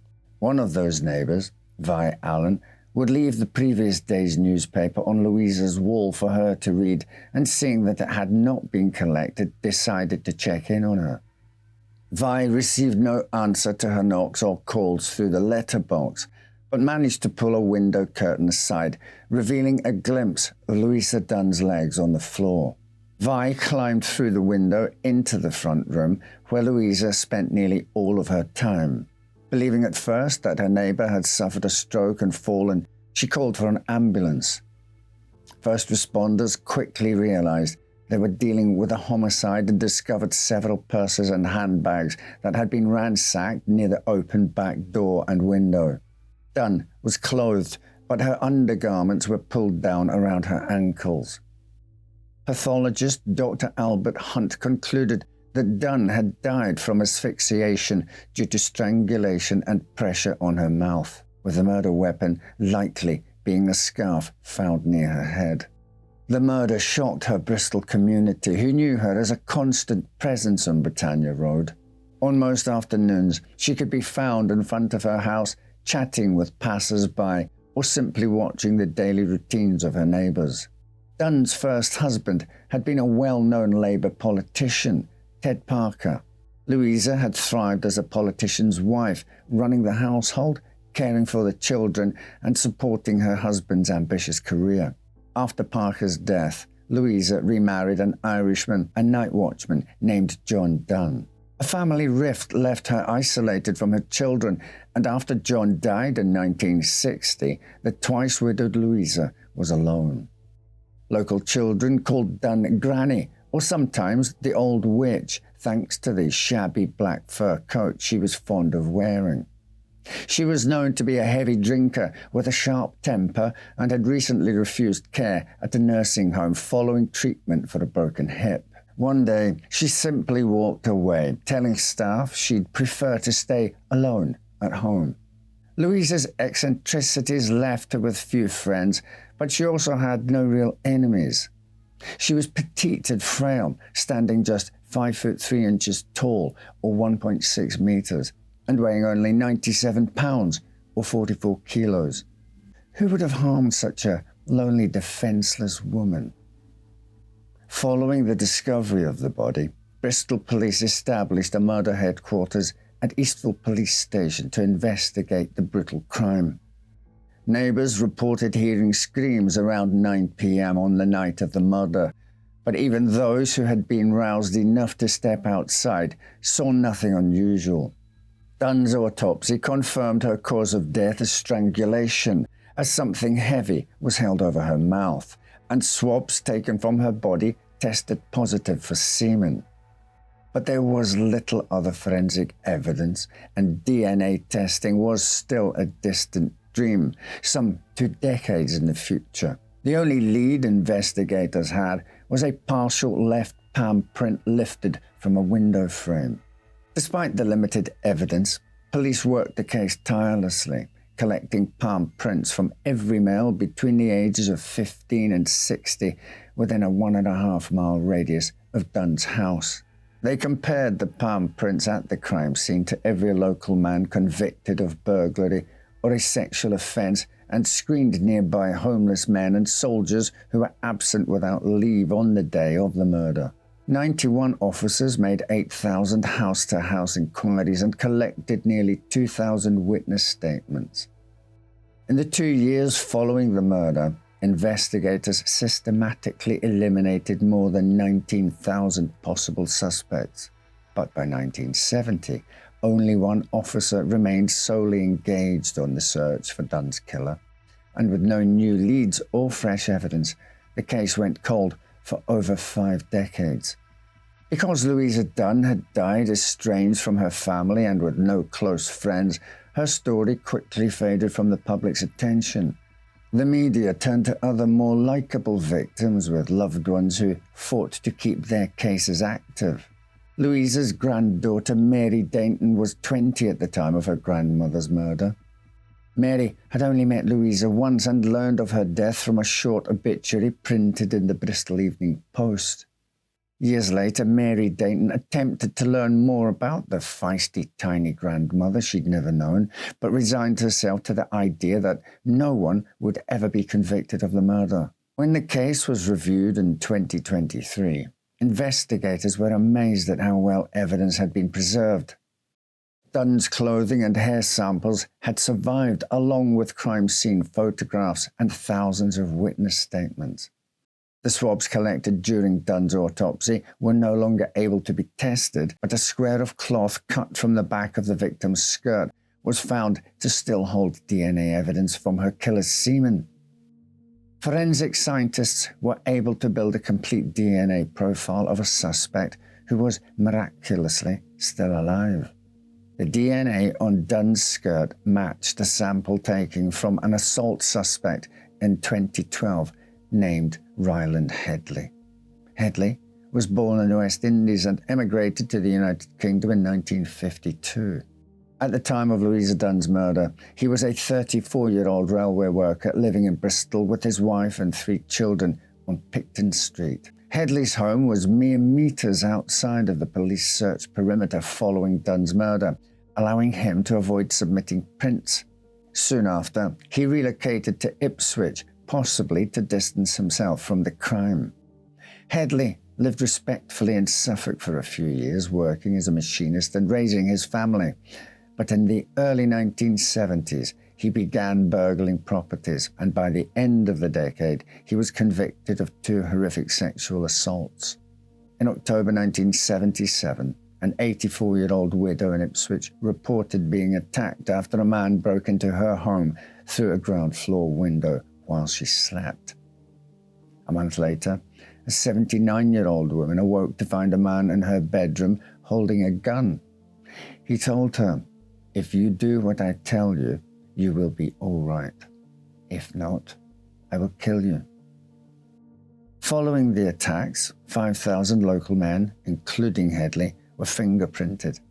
He pleaded guilty to both offences and admitted to 10 burglaries in the preceding years. In 1978, he was sentenced to life imprisonment, but the following year, his solicitors successfully argued for a reduction in sentence to just 7 years after a physician examined Headley and reported he was not a criminal psychopath and blamed his crimes on an unhappy marriage to an ambitious and demanding wife. Headley was released from prison in the 1980s and returned home to his family. Despite the striking similarities between Headley's convictions in Ipswich and the murder of Louisa Dunne in Bristol, no connections were ever made between the cases. At the time, there was no national database that allowed police in different jurisdictions to easily compare records and identify patterns. And so, for over 3 decades, Headley slipped back into anonymity.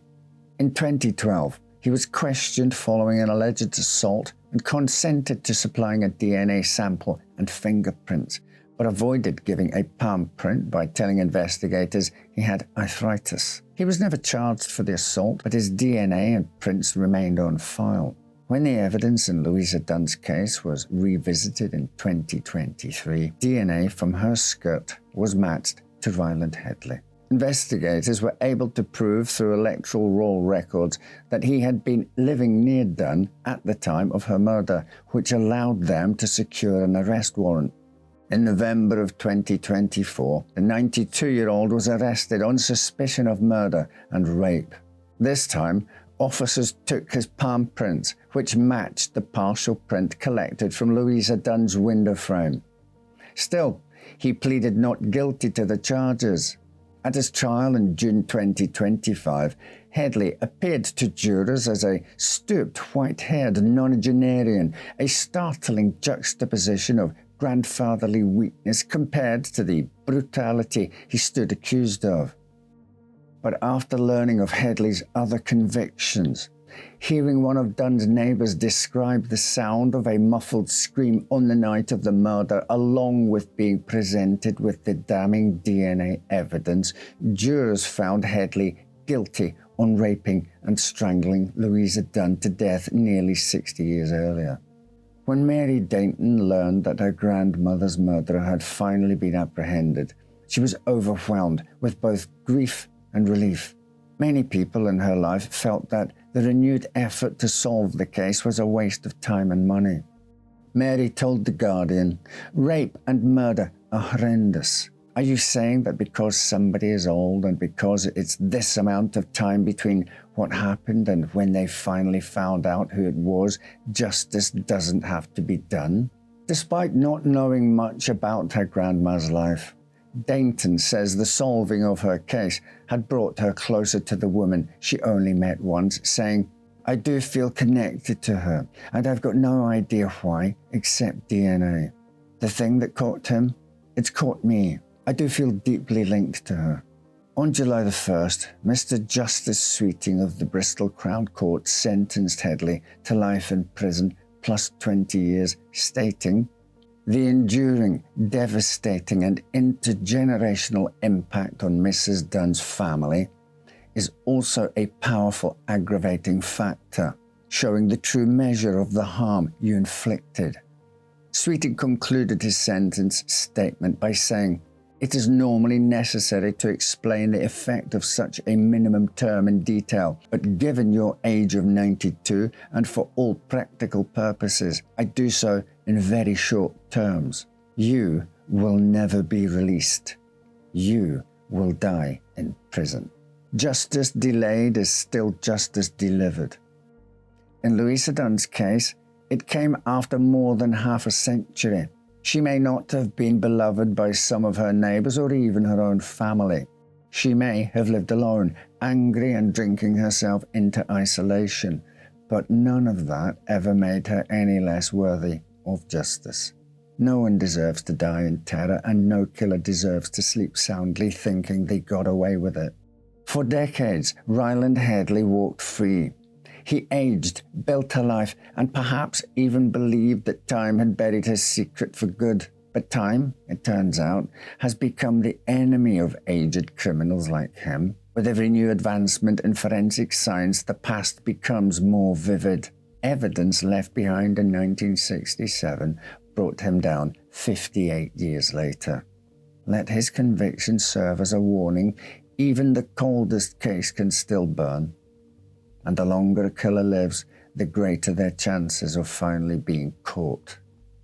Our previous stories have been based across the British Isles, but our next two focus on our Antipodean counterparts. Martha Needle was born Martha Charles on April the 9th, 1863, in the rural town of Morgan, South Australia. She was the eldest child of Mary Charles, and from very early on, her life was unstable. Her father died when she was still very young, leaving her mother to care for the family alone. In 1870, when Martha was about 7 years old, her mother remarried a man named Daniel Foran. Mary and Foran had 2 additional children, and the growing family moved into a small 2-room home in North Adelaide. The house was modest and overcrowded due to their strained financial circumstances. Martha would later describe her childhood as one of abuse and neglect. She claimed that her mother frequently beat her with sticks or rope, and at the age of 12, it was alleged that her stepfather had assaulted her. These traumatic events would leave a mark on her early worldview and eventually contribute to the emotional detachment and psychological disturbances that would manifest later in her life. At 13, unable to endure the harsh conditions at home, Martha ran away and began working as a housekeeper. It was a common occupation for young working-class girls in 19th century Australia, with few other options available for earning an income. In 1882, at the age of 18, Martha married Henry Needle. At first, their marriage appeared to be a happy one. Henry was a quiet man, and the couple quickly settled down together. They had 3 daughters, Mabel, Elsie, and May. For a time, the family unit seemed stable, but beneath the surface, tensions were slowly rising. In 1885, the Needles moved from South Australia to Richmond, a suburb of Melbourne. The move became a turning point in Martha's life. While by most accounts the relationship between her and Henry appeared to be normal and happy, The marriage had begun to deteriorate not long after arriving in Melbourne. Martha was known for her pleasant looks and enjoyed the attention of others, particularly men, while Henry was shy, withdrawn, and reportedly prone to jealousy. Accounts from the time period claim that Henry became increasingly controlling and violent, often beating Martha, either out of suspicion or resentment. Whatever new beginning they imagined only began to unravel further when that same year 3-year-old Mabel suddenly fell ill with symptoms that included violent stomach pains, fever, and vomiting. The doctor gave them no answers, attributing it to an illness passing through the city. When Mabel died, the family received £100 in life insurance. Naturally, as she appeared to grieve the loss, no one asked questions of Martha. 4 years later, Henry too grew ill. His decline was slower, more drawn out, but grimly familiar. He wasted away in much the same manner as his daughter, and when he died, Martha claimed £200. Next to wither and die would be Elsie, and then finally May. All 3 children passed away under nearly identical circumstances. Sudden illnesses that coincided with Martha becoming involved with a new suitor. There were signs, even then, that something was terribly wrong. Some suspect that Martha was experiencing what we would now call Munchausen syndrome by proxy, a psychological disorder in which a caregiver deliberately harms others to gain attention or sympathy. Martha seemed to shine in the role of the devoted mother experiencing an unbearable loss. People pitied her and marveled at her strength, her only detractors being those who believed she was cursed. While it's easy to see the large sums coming in from insurance payouts and jump to conclusions, it's worth mentioning that Martha invested much of it in a grand family grave at the Kew Cemetery. She visited it regularly, often alone, placing flowers and tending the gravesite. However, future events would reveal those quiet visits to the cemetery may have masked something far more sinister. By 1891, Martha had begun taking in boarders. Among them was a man named Louisa Dunne and his brother Otto, German-born craftsmen who set up their saddlery business in the front room. Otto was the younger of the two. He was kind, polite, well-spoken, and Martha quickly warmed up to him. The relationship developed and quickly bloomed. Otto was no fool, but he was gentle, and there was something about Martha's calm and quiet sadness that may have drawn him in. The idea that he could be her second chance and her salvation. When he proposed to her, Martha eagerly accepted. But not everyone was pleased. Louis was deeply unsettled by the engagement. Whether it was instinct or insight, he didn't trust his brother's new fiancée. He protested the relationship and tried to talk Otto out of it. There was even talk of bringing in other family members to help intervene and break off the engagement before it was too late. But then, Louis became ill, and as before, it took hold at a frightening pace. What began as fatigue and discomfort spiraled into fever and digestive pains, symptoms that mirrored those of Henry Needle and his children. Doctors believed it to be typhoid, a plausible cause given the outbreaks at the time. No one suspected otherwise. When he died, his body was sent home to South Australia for burial. Another unfortunate tragedy, they said. Another man taken before his time, but Martha didn't seem stricken. If anything, she seemed more preoccupied with managing the details of her wedding to Otto. It was as though she'd simply cleared another obstacle from her path. But Louis's death triggered a ripple effect. When another Dunne brother, Hulme, was sent to Melbourne to settle Louis's affairs and look into the saddlery business, Martha welcomed him into her home and even invited him to stay. She offered meals, tea and her full hospitality. But behind the gentle voice and welcoming demeanour, there was a new unease. Because Herman, unlike Otto, was suspicious. He didn't believe the typhoid story. Something about the timeline, about the house itself, unsettled him. And then, shortly after dining with Martha, he too became violently ill. Only this time, Herman briefly recovered and quickly sought out help from a doctor. The symptoms didn't align with typhoid. The doctor advised him to call again if it returned, and it did, even more violently than before.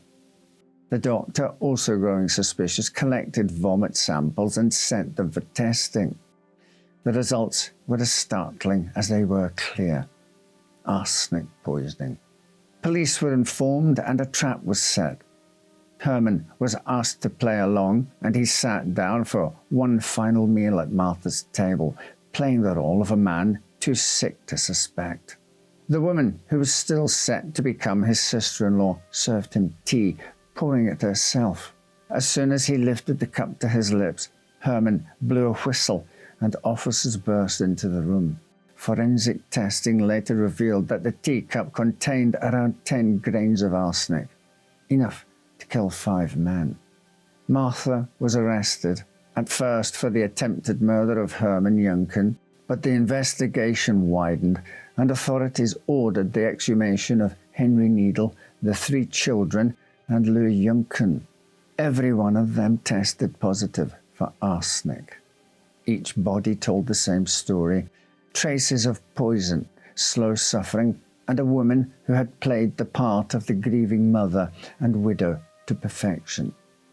The charges escalated to 5 counts of willful murder, and her trial was held at the Supreme Court in Melbourne, lasting just 3 days. It took the jury just 40 minutes to return with a guilty verdict.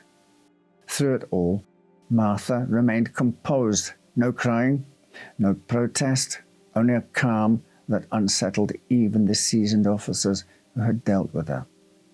When the judge handed down her sentence, death by hanging, she didn't even flinch.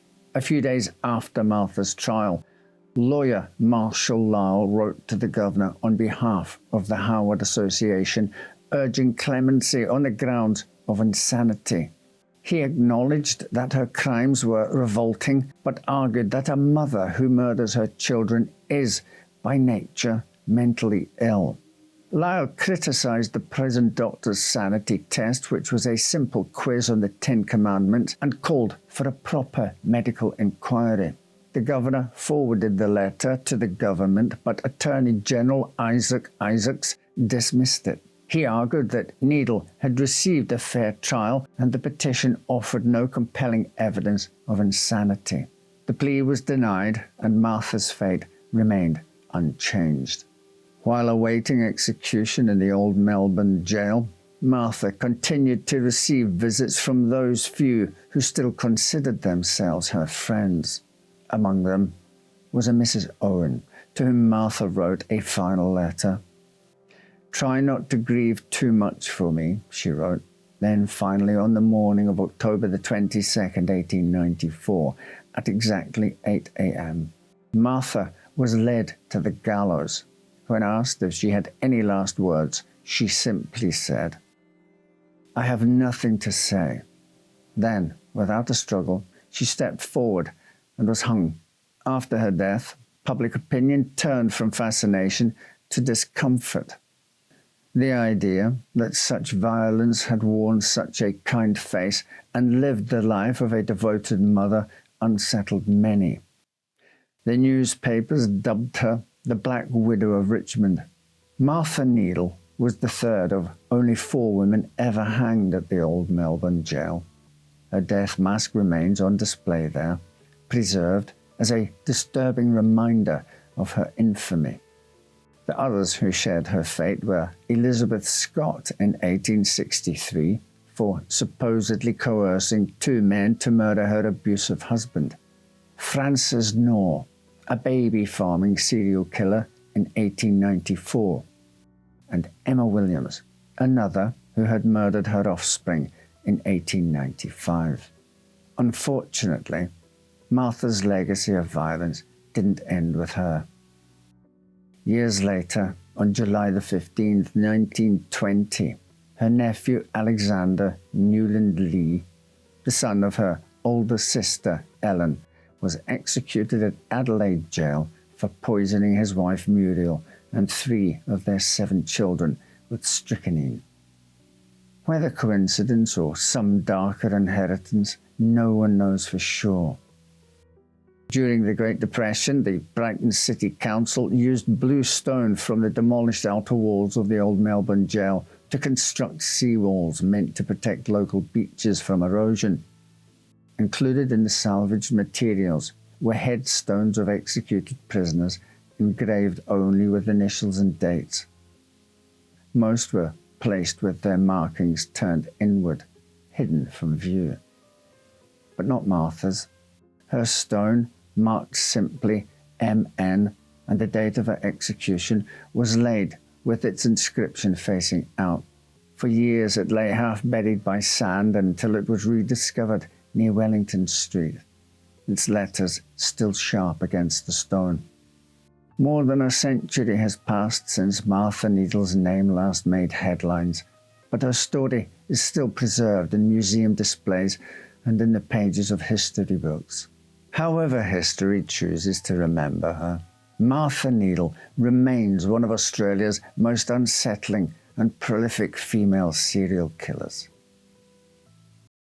Juliet Hulme was born on October the 28th, 1938, in Blackheath, London, England. She was the daughter of Dr. Henry Rainsford Hulme, a distinguished scientist, and Hilda Marion Reevely, the daughter of a socially prominent clergyman. Her birth coincided with the start of World War II, and her mother would later state that on one occasion she and 2-year-old Juliet were caught in an air raid, with the event leaving the young girl suffering from bomb shock. For weeks, she awoke screaming from nightmares. In 1944, Hilda gave birth to a second child, Jonathan, and due to complications, she was taken back to hospital one night and would stay there for some time. It would be claimed that waking in the night to find her mother gone led to Juliet having a negative view of her new brother, one that would stay with her into later life. Her father's career took the family from England to New Zealand in 1948, when he was appointed the rector of Canterbury University College in Christchurch. The family, seen as intellectual and refined, moved into Ilham, a grand Tudor-style house provided by the university, which quickly became a symbol of their upper-class privilege in post-war New Zealand. But Juliet's early life continued to be tainted, now by illness. She suffered from tuberculosis and pleurisy and was sent away to live in warmer climates, first in the Caribbean and later in South Africa, where she spent much of her childhood isolated from her family. These long periods of physical isolation contributed to her highly active imagination and introspective nature. She read a lot, excelled academically, and developed a fascination with fantasy, history, and storytelling. By the time she returned to Christchurch, Juliet was seen by many as precocious, charismatic, and unusually intelligent, but also emotionally immature and socially isolated. It was when she began attending Christchurch Girls' High School that she would meet Pauline Parker. Pauline Parker was born May the 26th, 1938 in Christchurch, New Zealand. While Juliet came from a wealthy and prominent family, her roots and upbringing were very much working class. Her father, Herbert Riper, was a German-born fish shop manager, and her mother, Honora Mary Parker, was a homemaker who ran their household as a boarding house to supplement their modest income. Unlike the Hulmes, the Parkers lived with limited means and social status, which often made Pauline feel inferior to her wealthier peers. As a child, Pauline suffered from osteomyelitis, a serious and painful bone infection that left her with a permanent limp and frequently confined her to hospital care. This long period of physical suffering contributed to her isolation and a growing sense of alienation from others. She was intelligent, but emotionally volatile and prone to intense attachments and mood swings. Teachers and peers often described her as introverted, intense, and distant. Although Pauline adored her mother, there was often tension in the household. Her parents were never legally married, which added a layer of social stigma at the time. All these factors contributed to Pauline's difficulty connecting with others her age, but that all changed when Juliet arrived. The pair met at Christchurch Girls' High School around 1952. From the outside looking in, Pauline and Juliet had very little in common. Their families couldn't have been more different, and while Pauline was dark-haired and brooding, Juliet was tall, blonde, and spoke with an English accent. But they quickly found that they had more similarities than differences, and their bond was immediate and intense. Both girls were outsiders in their own ways, and they recognized in each other a kindred spirit. They were frequently sidelined from physical education due to their chronic illnesses. Left to themselves, they discovered a shared love of art and fantasy. But their friendship soon deepened into something far more sinister. Together, they shared a vivid fantasy life, writing stories, operas, and even inventing an entire fantasy world known as the Fourth World, a personal utopia where they believed their souls would ascend. This world was filled with fictional characters, kings, saints, and their own made-up religion. They gave each other elaborate alternate identities and wrote daily and private journals filled with their adventures, emotions, and sometimes violent imaginings. Their emotional dependency on one another also intensified. Pauline practically lived at the Hulme house. When separated, they wrote long letters, suffered from anxiety, and in some cases became physically ill. As their friendship deepened, they started to become increasingly detached from reality, and by mid-1953, the girls were inseparable, often speaking in invented languages and living more in their fantasy world than the real one. The intensity of the relationship concerned both sets of parents. Juliet's parents, already dealing with the impending disintegration of their marriage, became wary of Pauline's influence, and Pauline's mother, Honora Raper, began consulting doctors about her daughter's health and mental well-being. In November 1953, she was referred to a psychiatrist who concluded that she was developing a homosexual attachment to Juliet, something that in 1950s New Zealand was seen as morally deviant and even criminal. Alarmed that their friendship may be turning romantic, Honora began restricting their time together. The separation was emotionally devastating to both girls, particularly Pauline, whose diary entries from the time speak of despair, violent fantasies, and a growing obsession with preserving the friendship at any cost. Then came the news that shattered their world. Juliet's parents were divorcing, and Juliet would be sent to South Africa to live with relatives. The girls were devastated. Their attachment to one another had become the center of their lives, and the thought of being separated was unbearable. Juliet's parents were open to the idea of Pauline accompanying her, but Pauline was certain her mother would never permit it. To them, she became the one thing standing in their way. In the weeks that followed, their frustration turned into planning, and soon what started as just an idea quickly became a carefully detailed murder plot.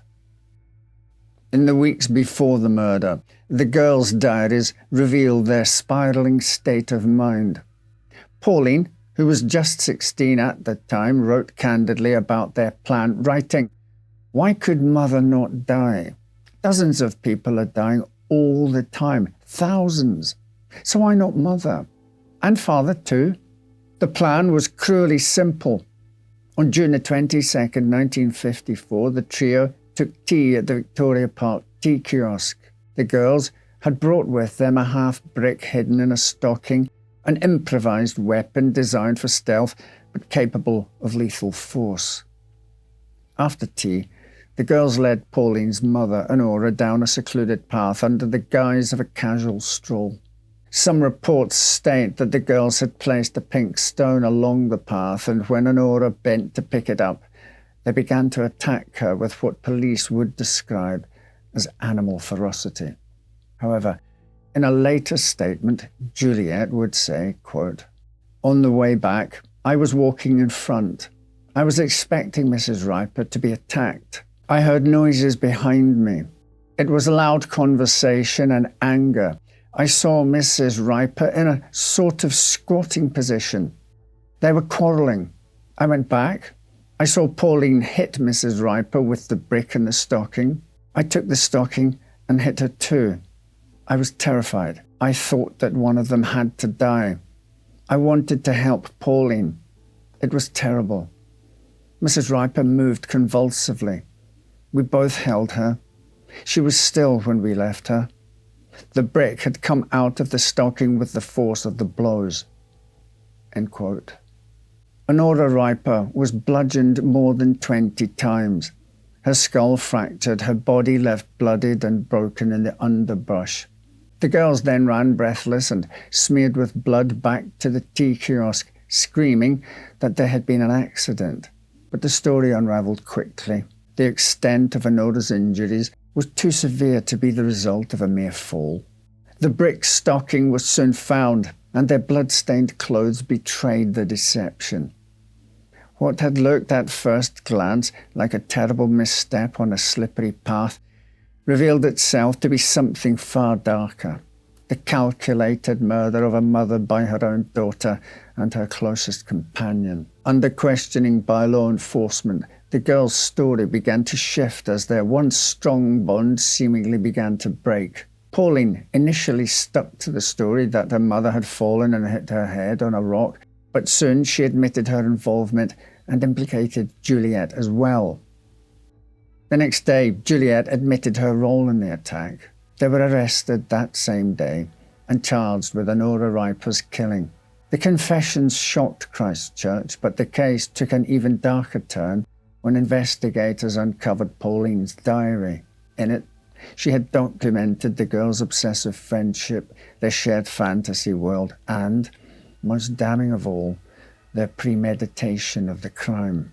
Just days before the murder, Pauline had written, "We decided to use a rock and a stocking rather than a sandbag. We discussed the moida.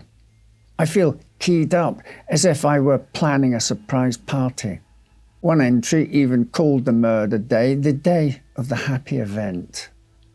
The trial began on August the 23rd, 1954, and quickly became a media sensation. Held at the Christchurch Supreme Court, it drew packed crowds and made front-page headlines across New Zealand. The combination of violent crime, teenage killers, and the suggestion of a lesbian relationship ignited public fascination. The prosecution leaned heavily on the diary, using it as irrefutable evidence of premeditation. They portrayed the girls as cold, calculating, and emotionally disturbed, with an unnatural dependency on one another. Witnesses testified about the intensity of their friendship, their shared imaginary world, and their increasing isolation from others. But the defense attempted to prove insanity. Their strategy centered around the psychiatric concept of folie à deux, or madness of two. It's a rare condition in which two individuals share the same delusion. Psychiatrist Reginald Medlicott testified that the girls had formed a dangerously close system of belief in which their actions seemed entirely rational to them, each enforcing the other's views and beliefs. The defense argued that this distorted sense of reality meant they could not be held fully responsible for their actions. Despite these efforts, the girls' own words worked against them. The diary entries showed excitement, planning, and awareness of the consequences. And although the prosecution touched on the rumours of a sexual relationship between the girls, both Pauline and Juliet denied it, and the court chose not to dwell on it. At the time, homosexuality was not only taboo, were considered a form of mental illness, and the insinuation added another layer of scandal to the trial. On August 28, 1954, after a swift trial, both girls were found guilty of murder. Because they were minors, Pauline was 16, Juliet just 15, they were too young to face the death penalty. Instead, they were sentenced to be detained at Her Majesty's pleasure, a legal term indicating an indefinite sentence based on the Crown's discretion. In the end, both girls served 5 years in separate prisons before being quietly released in 1959. There are claims that one condition of their release was that they never contacted one another again. However, this was denied by the then Secretary of Justice, Sam Barnett. But the story didn't end there. In the decades that followed, the Parker Hulme case continued to haunt New Zealand, not just because of the brutality of the crime, but because of the startling path one of the girls would later take and the attention brought on by a surprising Hollywood success. Following their release in 1959, Pauline Parker and Juliet Hulme disappeared from the public eye. The New Zealand government, concerned about the public reaction and the intense media scrutiny the case had received, handled their release discreetly. The public never learned the exact terms of their detention or the precise date of their release until many years later. Interest in the Parker Hulme case exploded anew with the release of Heavenly Creatures, a psychological drama directed by New Zealand filmmaker Peter Jackson. The film, which premiered in 1994, starred Melanie Lynskey as Pauline and introduced a young Kate Winslet as Juliet in her feature film debut. It dramatised the intense friendship between the two girls and the events leading up to the murder of Honora Riper. Rather than focusing solely on the crime, the film portrayed the girls' emotional and psychological world, particularly their elaborate shared fantasy realm. The film seemed to leave audiences unsettled and divided over whether the girls had been monstrous, delusional, or tragically damaged. The movie received critical acclaim, earning Jackson an Academy Award nomination for Best Original Screenplay. It also renewed public interest in the case, prompting media outlets to dig into the fates of the two women and leading to the unmasking of author Anne Perry. It turns out that Juliet Hulme had reinvented herself under the name Anne Perry upon her release, Perry being her stepfather's last name, and began a career as a writer of murder mysteries. Over the years, she had become a successful and prolific author, publishing dozens of crime novels, many of which appeared on bestseller lists and received critical acclaim. Her true identity remained a closely guarded secret until the 1994 movie.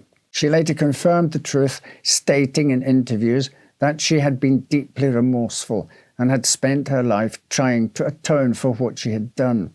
She insisted that she had changed entirely from the girl she had once been. She died in April 2023 at the age of 84. After prison, Pauline Parker, too, was given a new identity. She moved to England and eventually settled in a small village in Kent, where she lived a quiet, reclusive life. Taking the name Hilary Nathan, she converted to Roman Catholicism and reportedly dedicated herself to a life of prayer and repentance. For decades, she worked as a riding instructor, shunning the media and refusing all interviews. Neighbours who knew her later described her as polite but reserved, and most were unaware of her past until the story resurfaced in the 1990s with the release of the film. Today, the Parker Hulme case remains one of New Zealand's most infamous crimes. It is studied in criminology courses, analysed in discussions of adolescent psychology, and referenced in debates about crime, rehabilitation, and the nature of evil. Decades later, and it still leaves us with an unsettling question. Were Pauline Parker and Juliet Hulme suffering from a shared mental illness, or were they simply cold, calculated killers all along? Our final stories explore cases from the United States.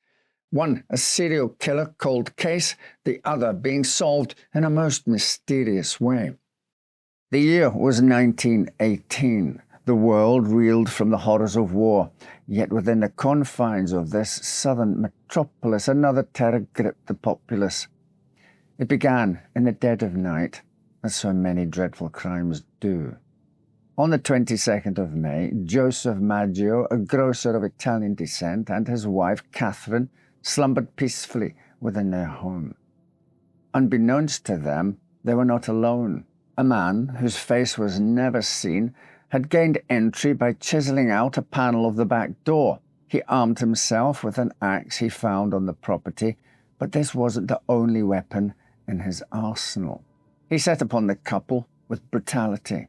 Their throats were slit with a straight razor before the axe was brought down upon them, either to complete the grisly work or obfuscate the use of another weapon in the attack. Joseph, though gravely wounded, clung to life long enough for his brothers to find him. However, he sadly perished soon thereafter. His wife suffered an even crueler fate, for she expired at the scene, her head nearly severed from her body. The city shuddered, for such savagery was not the mark of an ordinary criminal, but of something far worse. And indeed, the horror was only beginning. Barely a month had passed when the axeman struck again. On a fateful morning of June the 27th, Louis Bessumer, a grocer of foreign birth, was discovered lying in a pool of his own blood within the quarters behind his shop. His head bore large wounds inflicted by the blunt and unforgiving edge of an axe. Beside him lay Harriet Lowe, his mistress, her face similarly bludgeoned. Miraculously, both survived, at least for a time. Harriet's wounds leaving one side of her face permanently paralyzed. Both were able to provide some testimony, but the tale grew even stranger. They initially stated they too had been attacked in their sleep, but Harriet's story changed several times. She initially stated the attacker was a man of mixed race. Over time, she began to point the finger at Bessemer himself. During the investigation, secret pockets and compartments had been found in his clothes and suitcases, along with letters in a foreign language. Lowe then claimed her lover was in fact a spy working for the Germans. For this, he was arrested but quickly released, only to be arrested once more when Harriet passed away after surgery to prolong her life failed, resulting in Bessumer being charged with her murder. He would ultimately spend 9 months in prison before being acquitted by a jury.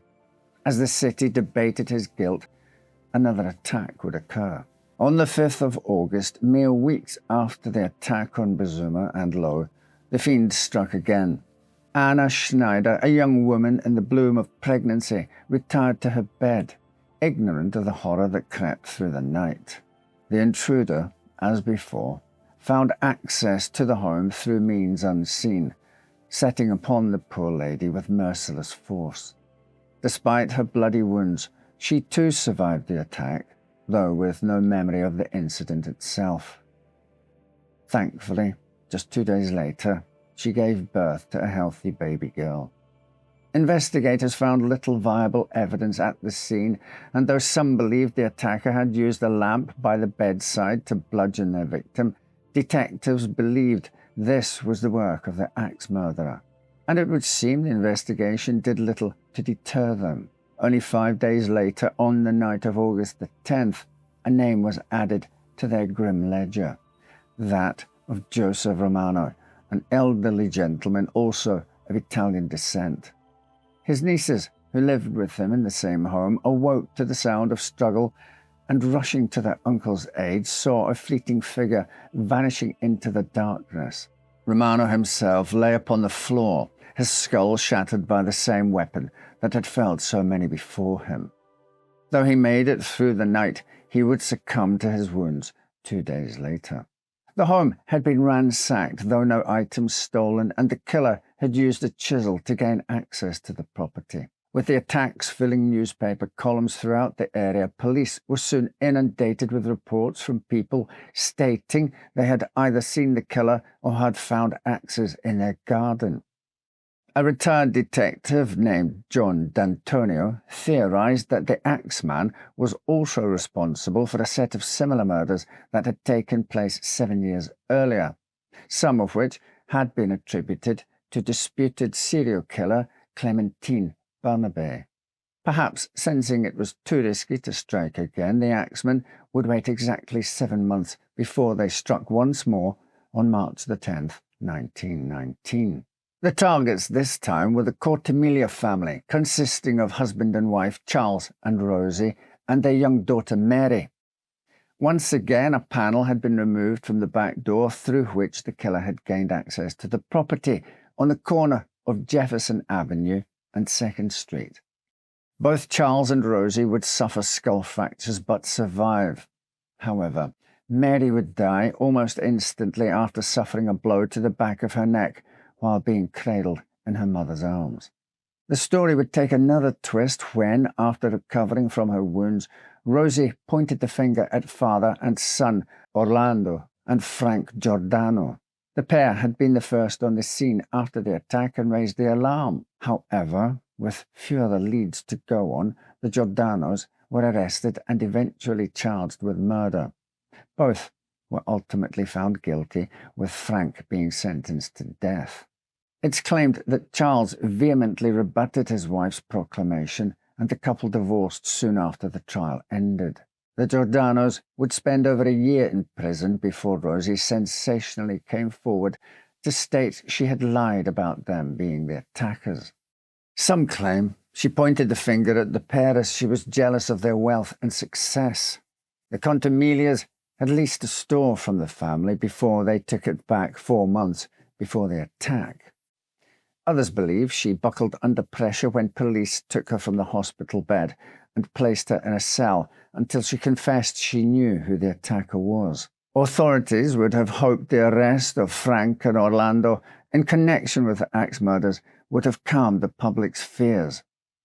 However, the opposite was true. The city was now ablaze with despair, and whispers of the Axeman spread like wildfire. Doors were bolted, axes were hidden away, and the streets of New Orleans were filled with anxious souls, wondering who might next fall beneath the butcher's hand. One might have thought this horror to be an isolated affair, a madness committed in the throes of some personal grievance. But no, the Axeman struck over and over again, always in the same fashion. The victims, predominantly Italian grocers and their families, all attacked in the dead of night. The method? Of course, axes were his weapon of choice, often found on the victim's property, but the Axeman was also known to slash throats and bash heads with heavy objects. What was the motive, you may ask? Perhaps you may think robbery, except the valuables were never taken. It could have been revenge, but against whom? And why did the Axeman target these Italian grocers in particular? Was it mere chance? Or did some grim design lurk behind his dreadful selections? Indeed, the frequency with which he assailed these shopkeepers suggests a motive beyond simple randomness. Might it have been a vendetta steeped in the old-world feuds of Sicily and Calabria, transported across the Atlantic like so many immigrants in search of fortune? It is well known that the Sicilian Mafia, or La Mano Nera, had long extended its shadowy tendrils into the commerce of the Italian Quarter and other cities across America, extorting tribute from those who toiled under the gaslit glow of their storefronts. Could it be that the Axeman was no solitary madman, but an enforcer of unseen masters, wielding his dreadful instrument as a message written in blood? Or perhaps the man was a drifter, possessed by a particular loathing for this industrious class, whether due to personal grievance, ethnicity, or the twisted desires of a deranged mind? We cannot say. Yet in his cruel precision, his calculated slaughter, there lurks a whisper of intention, a design most foul, yet tantalizingly obscure. As if this tale were not dreadful enough, the villain sought to further torment the people of New Orleans. On the 13th of March, 1919, the Times-Picayune newspaper received a chilling letter written in handwriting that was quite messy and deranged. It read, "Hell, March the 13th, 1919. Esteemed mortal, they have never caught me, and they never will. They have never seen me, for I am invisible, even as the ether that surrounds your earth. I am not a human being, but a spirit and a demon from the hottest hell. I am what you Orleanians and your foolish police call the Axeman. When I see fit, I shall come and claim other victims. I alone know whom they shall be. I shall leave no clue except my bloody axe, besmeared with blood and brains of he whom I have sent below to keep me company. If you wish, you may tell the police to be careful not to rile me. Of course, I am a reasonable spirit. I take no offence at the way they have conducted their investigations in the past. In fact, they have been so utterly stupid as to not only amuse me, but His Satanic Majesty, Francis Joseph, etc. But tell them to beware. Let them not try to discover what I am, for it were better that they were never born than to incur the wrath of the Axeman. I don't think there is any need of such a warning, for I feel sure the police will always dodge me, as I have in the past. They are wise and know how to keep away from all harm. Undoubtedly, you Orleanians think of me as a most horrible murderer, which I am, but I could be much worse if I wanted to. If I wished, I could pay a visit to your city every night.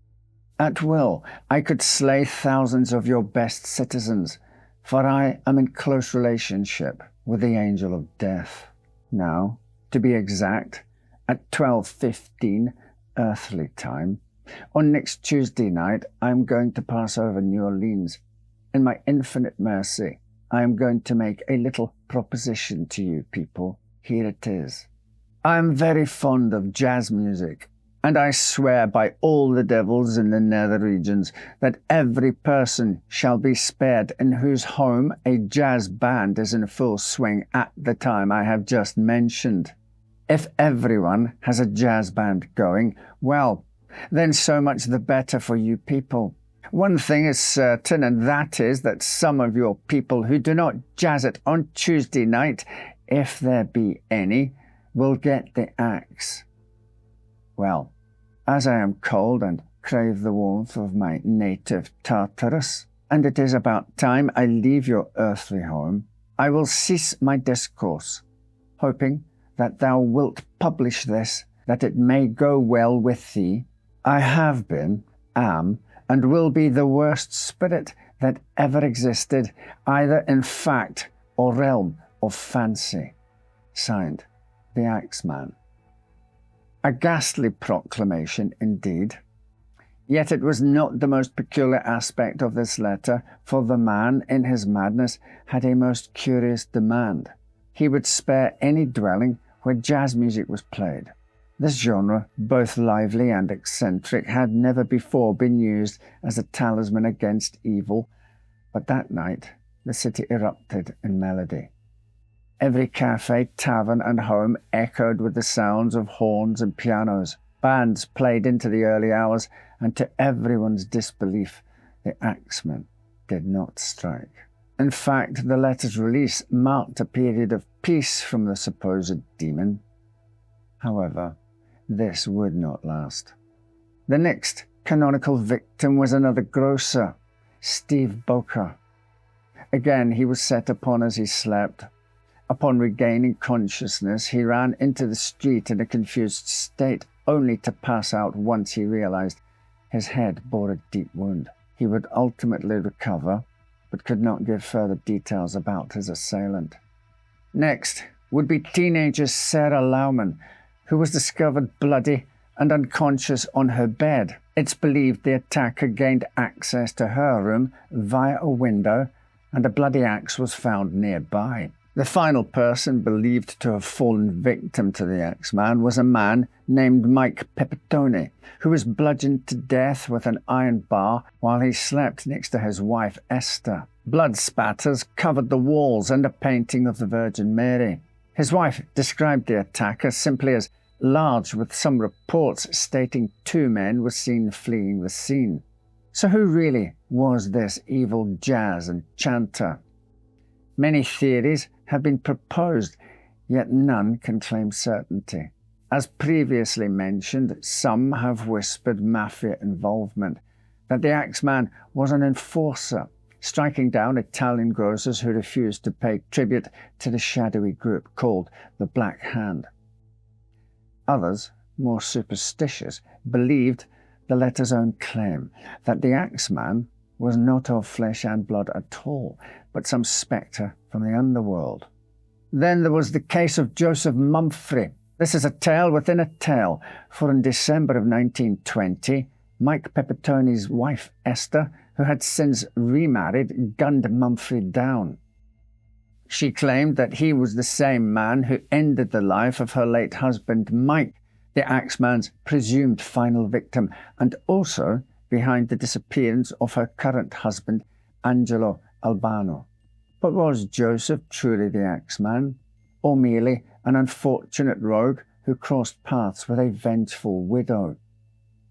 Unfortunately, the records provide no conclusive answer. And so, by 1921, the Axeman mysteriously vanished into legend. Perhaps he met his end in some forgotten alleyway, or lived out his days in peace, content in the knowledge that he outwitted the law. Or maybe he was planning his next kill when Esther took him down that fateful day in 1920. We shall never truly know. The streets of New Orleans have long since forgotten the echo of the Axeman's steps. Yet, if you find yourself wandering the misty corridors on a quiet night and the strains of jazz music reach your ears, you may wonder if it's a local musician or an echo of the past of something far more sinister. It's possible that the Axeman's shadow still lingers, watching and waiting for the music to die down.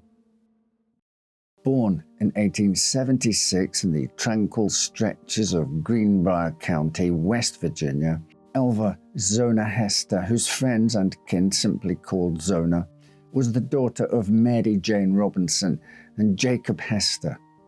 Her family lived modestly, like many in the Appalachian region, relying on the land and a tight-knit community to carry them through the seasons. The records of her siblings are scarce. Zona's early life would have involved hard work, close family bonds, and the rustic rhythm of rural life. She was said to be a pleasant, well-meaning girl, not overly outgoing, but not shy either. A simple soul with hopes of love and stability in her quiet mountain town. As fate would have it, love would soon come calling, or so it would first appear. In 1896, a man arrived in town, a blacksmith by trade. His name was Erasmus Stribling Trout Shoe, a name that rolls off the tongue like a muddy wagon wheel. He was new to the area, renting a workplace at the local smithy, appearing quite eager to start anew. There was a sort of charm to him, or at the very least a confident air that attracted attention. Before long, his gaze fell upon young Zona, and she, in turn, was taken by the enigmatic metalworker.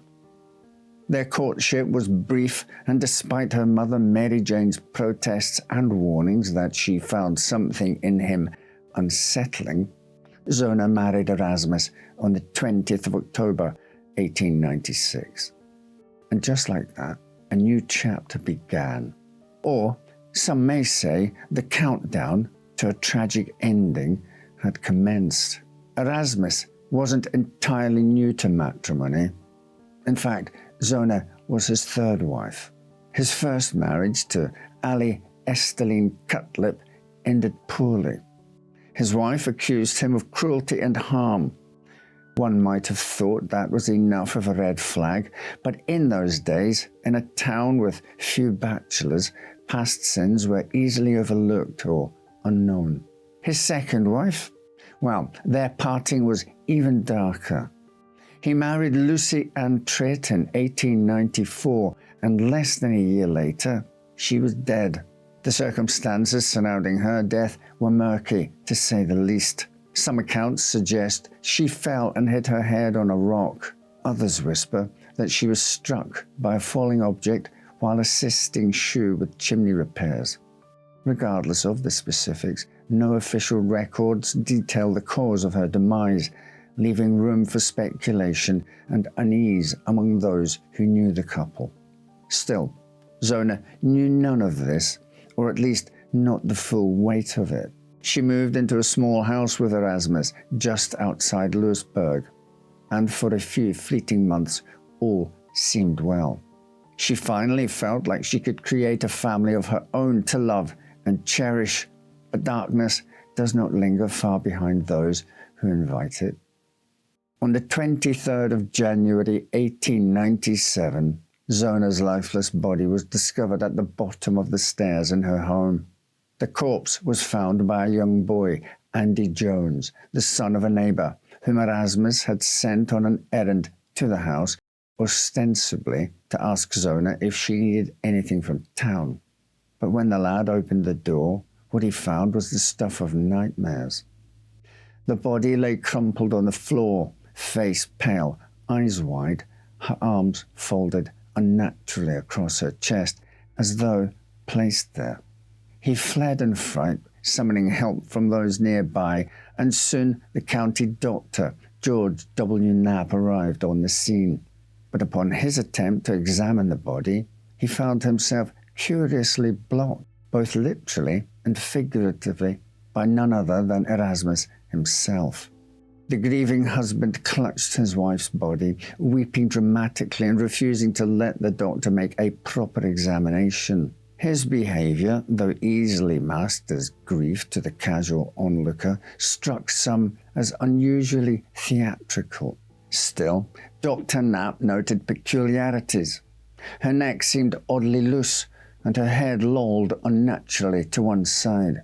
Initially, he recorded the cause of death as everlasting faint, a vague term of the time implying sudden collapse.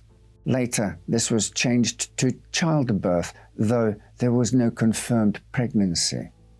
Oddly, in the days that followed, Erasmus insisted upon dressing Zona for burial himself, highly unorthodox for the period, where such duties were traditionally handled by women in the community. He placed her in a high-necked dress with a stiff collar and wrapped a veil around her head, claiming it was her favorite. He fussed over her head and neck, never letting anyone get too close, and so the coffin was quickly closed. Zona was buried within days, but her mother, Mary Jane Hester, was not satisfied. Not satisfied at all. Now here's where the tale bends from simply tragic to otherworldly. Mary Jane, Zona's mother, began to pray nightly, asking for answers.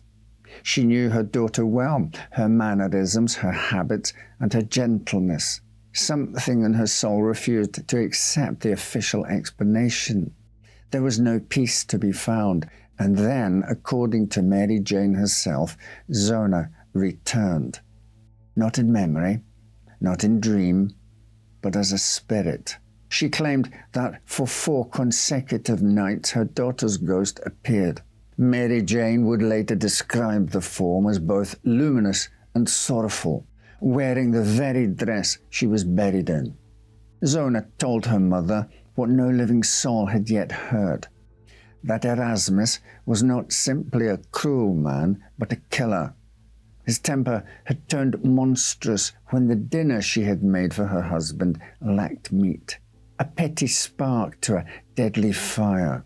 In a fit of anger, he had seized her by the throat and squeezed the life from her, snapping her neck in a moment of rage. Mary Jane awoke each morning more convinced, not fearful, but galvanized. Her daughter had returned not to haunt, but to seek justice. She memorized every word, every spectral detail, until the message was clear. This was no fevered dream. It was a call to act, and act she did.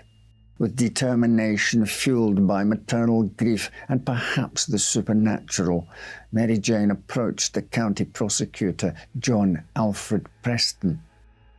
At first skeptical, Preston eventually agreed to investigate. Zona's body was exhumed for a full autopsy. The findings were irrefutable. Her neck had been broken. Her windpipe was crushed and there were marks of strangulation. The ghost's tale incredibly matched the medical reality, and Erasmus was arrested. It would be the beginning of one of the most curious murder trials in American history. In June 1897, Erasmus Shue stood trial for the murder of his wife. Prosecutor Preston avoided ghost stories in court, focusing instead on the physical evidence. But the defense, they made the curious decision to bring up the supposed visions, perhaps to make Mary Jane appear delusional. And so, Mary Jane took the stand and recounted her daughter's visits from beyond the grave. The jury listened, enraptured. Her voice was steady, her tale unwavering. While the judge reminded them to base their verdict on tangible evidence, the testimony of the ghost, odd as it may be, undoubtedly left its mark. Reporters in attendance scribbled furiously, capturing every word of the surreal moment. A grieving mother calmly explaining her spectral conversations. Spectators leaned forward in their seats, transfixed. Never before had a court heard testimony so ethereal and yet so compelling. The effect on the courtroom was undeniable. In the end, Erasmus was found guilty of slaying his wife and sentenced to life in prison. Never again did he lay hands on another soul. However, for him, the life sentence would be quite short. Just 3 years into his incarceration at the West Virginia State Penitentiary, he succumbed to an unknown illness that swept through the prison. One could say that justice in the end found him, delivered not just by court and jury, but by the voice of the woman he thought he silenced, and in the final erasure of his identity with an unmarked grave. The Greenbrier ghost has echoed through the corridors of folklore ever since. It remains the only known case in U.S. history where the testimony of a ghost helped to solve a murder. In the decades since, Zona's story has inspired plays, books, and documentaries, amongst other things. Local tourism celebrates her story, as though the very soil of Greenbrier County whispers her name to curious passers-by. At her grave are these haunting words. Her death was mysterious, and she comes back to tell the truth. Writers, ghost hunters, and historians alike have pored over the case, drawn to its singular blend of crime, grief, and the supernatural. The story persists not merely because of its oddity, but because it raises a deeply human question. What if love, even beyond the veil, could still demand justice? The state of West Virginia has erected a state historical marker near the cemetery where Zona is buried. Visitors often leave flowers or tokens there, some out of curiosity, others in reverence. Each year the legend is retold, proof that even the dead, under extraordinary circumstances, can still have their say. Zona Heaster Shue may have been laid to rest in 1897, but her voice and her spirit refused to remain silent.